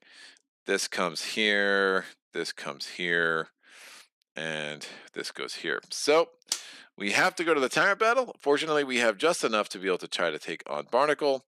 This is out. No success. We just did the recover. Nothing else to do here. That will come over here. And Barnacle. Barnacle comes into play with 8 health. He will not get the 1 chip. So we get 1 to 4 tentacles in Krelln starting positions. Party of 1, we only use tentacles 1 through 4. Right. So 1 through 4. And this is it. Remember, 2, 3, and 4 only have 2 health, thanks to, or reduced by 2, thanks to we punished them suction cups. Yeah, sure, we sure as heck did. So, number 1's going to go into number 1, position 1, so it has 1 health. It's going to have this lane marker. It will go there. Number 2 is going to go into position 6. It has 2 health with lane marker number 2. It will go there. Number 3 comes into play. It only has 2 health. We're going to roll to see where it goes. I rolled a 4. It will go there. And number 4, oh, my bad. It's reduced by 2. So it actually only has 1 health. Even better. And number 4 comes into play. Shock 1, it comes into play. It only has 2 health instead of 4. It reduced by 2, and we'll see where we're placing this dude. I rolled a 6, goes to 1, goes to 2. As far as the skills, no skills here. Submerge and Careless here. Careless here, and Shock. Shock 1 would force us to exhaust the number of skill dice from target skill area, including dice used as counters. Fantastic. All right. No loot, so this catapult has been absolutely garbage. Trove loot again showing how swingy they can be. Barnacle is going to have 8 health. Barnacle has some skills. So, add Barnacle to the bottom of the battle queue. Tentacles added after round 1 are placed on the bottom of the ini meter. But, you know, it doesn't matter because there will be none placed after round 1 most likely, or there actually could be based on Barnacle skills. But we have a 4 there, a 3 here, a 3 in lane 1, so that will be before the lane 3 die, and we have a 2 in lane 2, or using lane marker 2. I have to roll this. I'm going to roll the 5, the 15 die, I mean. This is great. We'll get both of those. Although, again, Prodder's not doing much. We rolled a 4, so that puts us there. Timer skills to the deep. At the end of each round, a Barnacle is on the battle mat, and there are still tentacles in the battle queue. Barnacle will lead the battle mat to the bottom of the battle queue and will not re-enter the battle mat for the next round. Recuperation, withdraw an injured tentacle from the battle mat and place it in back of the battle queue. So that's if we roll this symbol. And then finally, target the strongest opposing unit adjacent to a tentacle. Place target on any available Krelln starting position. So let's not get adjacent to tentacles. Remember, the wreckage chips are going to be a problem. Barnacle himself is also a Krelln. So when he enters a play, we will have to figure out where he will enter. There is no way to put him on the mat. It's unlike Leech, where Leech gets drawn on the mat, and this just has a ton of health. All right, so I remember to do this. We can take this out. Catapult again, no loot. So that was a interesting theory, just never really came to fruition. Beginning of my game, I will place myself anywhere. What do I think I can kill? I want to kill as many of these tentacles as possible. That is 2 health. Shock 1's pretty nasty. We could do an adjacent thing. He might kill himself with the Careless. So if I go here,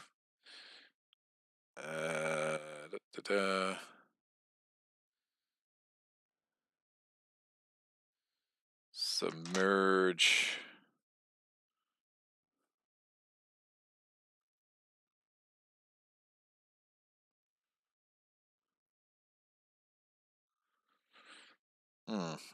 This is an interesting predicament. So Spiderbot 2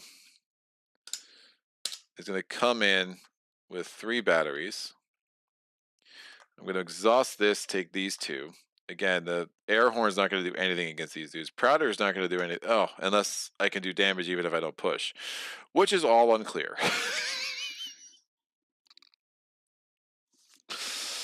Yikes. All right. This now goes here.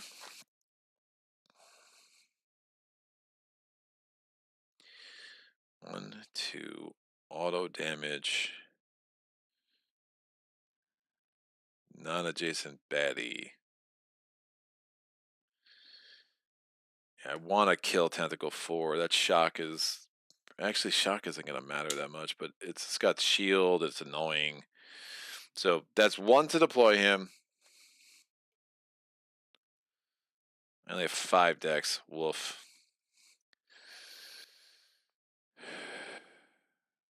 Let's do it this way. I'll start here. We'll deploy him here. He kills him. That dude survives, but we can firearm over there.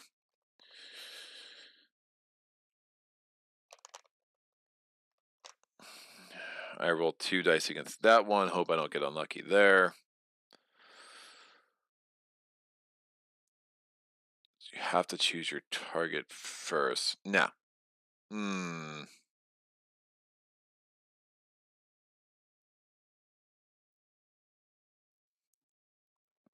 Yeah, so 1 dex he puts out.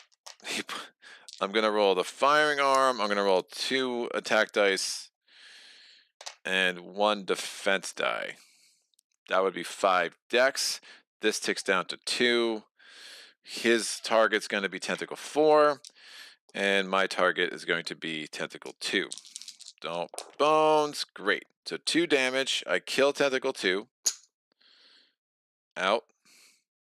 Done. That's an opening for Barnacle. Auto 2 damage here. Kills Tentacle 4.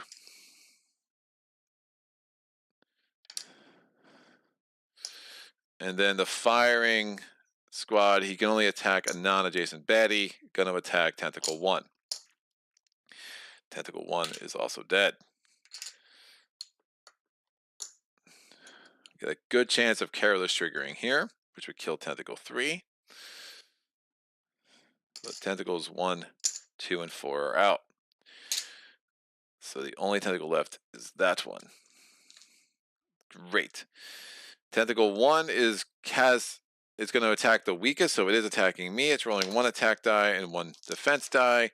Bones, please. Excellent. Does 1 damage to me, but then dies because of careless.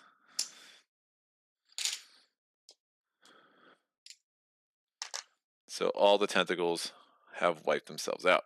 Well, we wiped out 3. 1 wiped himself out. That is great. End of the round. Barnacle enters at the top of the inning meter, and we'll just put him in here to show that he's at the top, because Tyrants always enter the top. This should be round 2.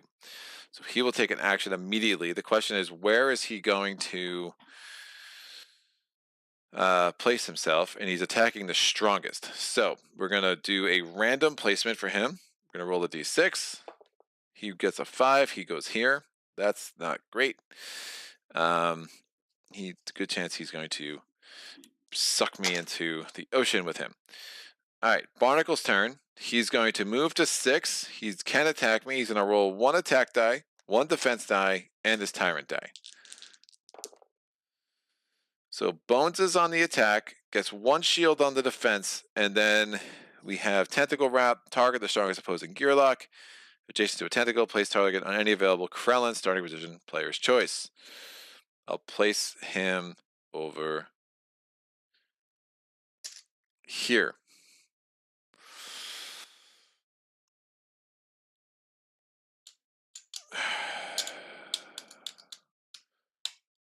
Where did I put the firing squad die? Where is that die? It's here. This should be here. I don't know why I took it and put it back there. That was wrong. It's very wrong. Alrighty then. Well, this is interesting. To the deep at the end of each round. If Barnacle is on the battlemat and there are still tentacles, Barnacle will leave the battlemat, will not re-enter. Nope. That's it. So I have to spend 1 point of dex to get back on the mat. It's the first thing I have to do. So if I had, like, for Stanza, it's like really bad because she couldn't afford her songs. They all exhaust. It's super gross. And then we're gonna move here. He's only attacking the strongest, right? Yeah. So we're gonna move 2, my second dex. I'm gonna exhaust this down to 1 and move here with my third dex. I'm rolling 2 attack dice and no defense dice. And that's fine. So rolling these 2 attack dice. Oh, I could put this on my prep area. It will be at 2 batteries. We'll see if we need to bring that out.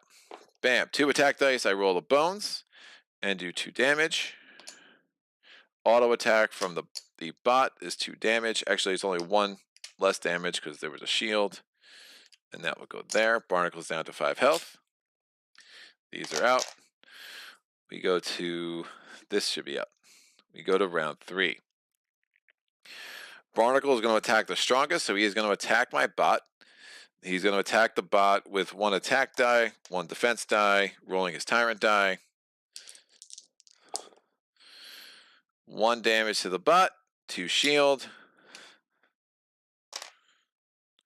And we roll the tentacle wrap again because clearly that's what I'm going to roll the entire friggin' time, aren't I? Target the strongest opposing adjacent to a tentacle. There are no tentacles. Wait a second. There are no tentacles. If there's no tentacles, it's not Krelln. So actually, I don't think I needed to jump in there last turn. So I could have, I wasted two decks. Well, I would have moved 1. So I actually could have rolled, again, since there's no tentacles on that, tentacle wrap doesn't mean anything. Barnacle's a Krelln. He's not a tentacle. So I would have been able to just move 1 because I was there, and then I could have rolled a defense die, which I absolutely would have done. So sorry about that. This build die is useless. There's nothing else I really want to do here. All right, so that's done. We go to my turn. I'm going to roll 2 attack dice. I'm going to take this out because it could be helpful. And I'm going to roll, this ticks down to 0. I'm going to roll 2 attack dice, 2 defense dice, and we'll roll this one because it can give us some bones. No bones, not sure if I can apply it or not, so I won't. We're going to take the 2, another bones there.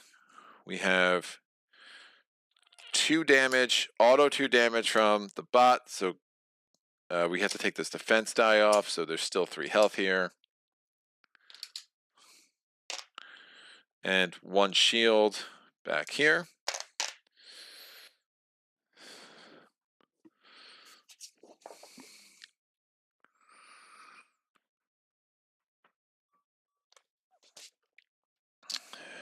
All right, Barnacle's going to roll 1 attack die, 1 defense die. Yeah, basically his die is useless because there is no injured tentacle to recuperate, and there's no tentacle to do a tentacle wrap. So I'm not even going to bother rolling that anymore. So he's just rolling 1 attack, 1 defense. He's kind of a wuss. He does 1 damage to my battle bot, gets 1 shield. This is out. We go to round 4. Now, I have no... Oh, wait, that was round 4. This is the second half of round 4. I have no more juice there. So I'm just rolling 2 attack dice, 2 defense dice, and hopefully getting another bones. Sure. 2 attack dice, 2 defense dice. I have no more dice I can roll. I get another bones, 2 shields. It gives me... Oh, this should have come off before I rolled that. So 2 defense, 2 damage. So 1 and 1. This is out. We go to round 5. Barnacle is going to attack me with an attack die and a defense die. Bones is on the defense. It actually will attack the bot. My turn, I'm sending a dex to move away. I'm going to roll a defense die because I can't do an attack die. I rolled 1 defense, and then I'm going to do self-destruct. You can self-destruct a bot even if they're out of juice, so he should have been flipped over like that. And what that does is bot hits all of his units for 3 damage. That kills Barnacle. That, my friends, is a victory! Woo! All right. Yeah. Barnacles, I guess, not really that hard. Those tentacles are pretty muted. I do like the fact that it's legit feels like a normal battle queue as opposed to normally. Um, where sometimes where it's like, hey, there is no battle queue at all. So the fact that we had that one encounter that let us like really cheese tentacles 3 and 4 was like super helpful. I mean, literally all 4 tentacles were gone by the end of round 1, and then you're just stuck with Barnacle, whose tyrant die is kind of muted. I guess in theory, you're going to be normally be a lot more concerned with the tentacles doing 5 damage to your raft, but considering we had the auto damage of 2, we had the firing thing of 2, and then I was able to do 2, wiped out 3, and then the other one just attacked us and careless himself into oblivion. It was actually fine. You can pull start on the bot from backup plan. You can pull start on the bot. Oh, yeah. Pull start. I saw the self destruct, and that's probably right. What Marty's saying is I could have basically put an adjacent bot back to its battery power, so it had 2, and it would have just done auto damage of 2, and I was just like, well, I'll just get the 3 damage that way, and just felt like a much surer way. But had I rolled like a 2 defense on Barnacle, what Marty's saying, if I had done that the previous round, that might have been smarter. And then if he's restarted, right, he still want to be able to activate that turn because I wouldn't be able to take him down. But then the next turn, he can just do the auto attack of 2 and whatever. Yeah, that's a really smart call, Marty. I appreciate that a lot. Saget, Maison is number 1. You know how I feel. Maison is number 1. You know. I knew somebody would be happy. So this was cool. I mean, look, I love so much about this game, and then there's still things that frustrate me. Like, and it is what it is. But some of those battles, it's just not fun to set up a whole battle and then like you're like, what? I mean, and normally it happens if you just have a really bad any roll, but just getting one shot in some of these things is just like, eh. Um, that was a really rough combo. Like, I mean, normally, you get the Furious Gorilla. I had to get the Transmit, and then I had to roll a 1 or 2, and then I had to roll Poison 3, right? I mean, it was like any one of those things doesn't happen. I think that's a very interesting battle. And unfortunately, it just ended up being an utter dud. And just then I get the one thing where I just need to roll 4 bones, and of course I couldn't roll any, which is fine. There were very much not too many bones in that instance. But this is cool, man. This has been a crazy week. I do apologize for not having the time to have looked up some of these things off camera. I don't love doing that on camera, but I think that is normal with a too many bones game anyway. Things come up. I am very unclear about a couple of things with Tink still. And again, some of the newer Gearlocs, there's the less threads that you're going to find. Like, can you do damage? And I appreciate what Jordan said, and I 100% think he might be right. It just feels intuitively wrong. Anyway, but that wouldn't be the first time that something felt intuitively wrong to me. That's actually right with this game. So if I don't displace, can I still do damage? That should be defined.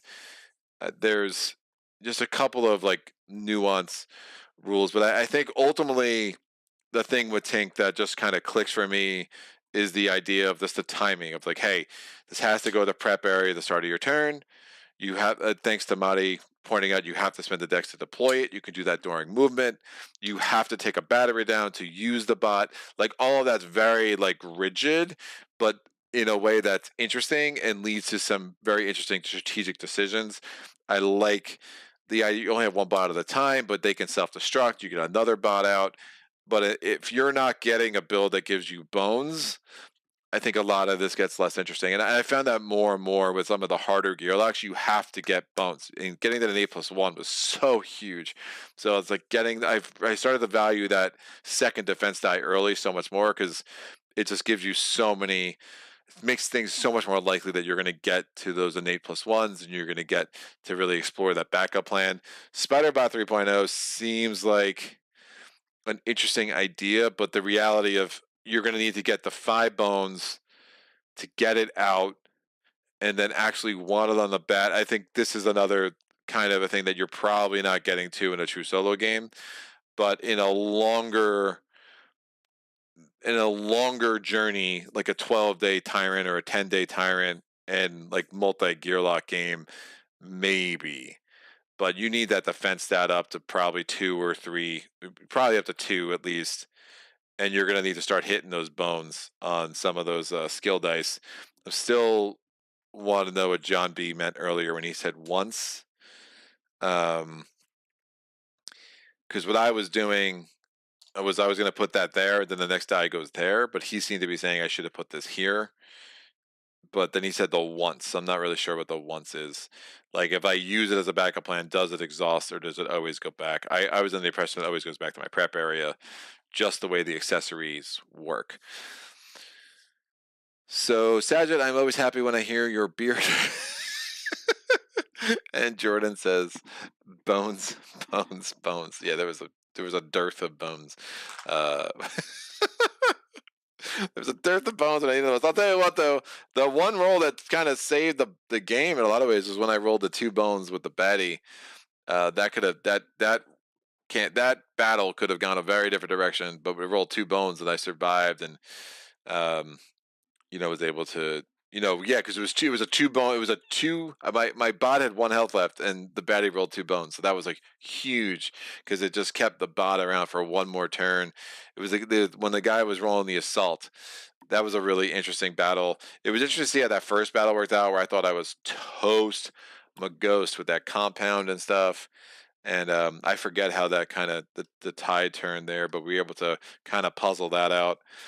But yeah, I think Tink is great. Tink is really fun. I like the theme of it. I like the idea of what he's doing. I don't find these accessories uh, all that strong, but if you're getting an auto damage of 2 with your bots, that kind of makes sense.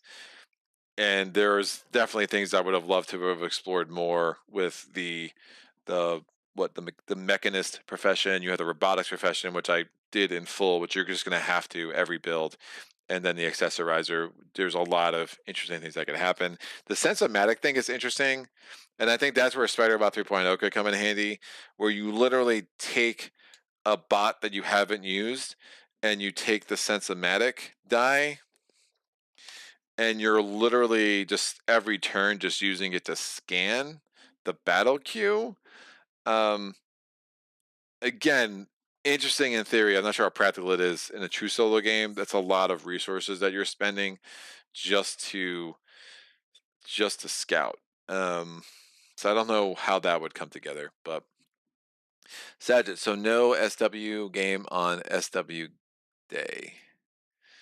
No SW game on, I don't even know what SW is. What are you talking about? No SW game on SW day. Sajid, I'm gonna have to think about that one, dude. I'll get back to you. I don't know what you're talking about. I'm the worst, dude. This was cool. Yeah, the response to the top 10 video has been awesome. I very much every year I do it, like it does make me crave a better camera. So again, that is definitely in the works for the future. So we'll be thinking about that. Hopefully this time next year, when I get that top 10, we will have a top notch camera to go along with everything else. Oh, Star Wars. Wait, my bad. No. I don't have a Star Wars soloable game. I don't think. I have Rebellion. No, my friend took that back. Oh, I have Imperial Assault. I got to play some of that. Wolf. Imperial Assault solo. No, not for me, dude. I found it so finicky. I found that app like really, really bad. I was not a fan. I hate the campaign. Hate's a strong word. I didn't like the campaign for Imperial Assault at all either. I thought it was really unbalanced. But I really like that game for skirmish mode. But my friends and I just don't play skirmish games all that often, to be honest. But sorry, dude. I forgot. May the 4th. May the 4th be with you, sir.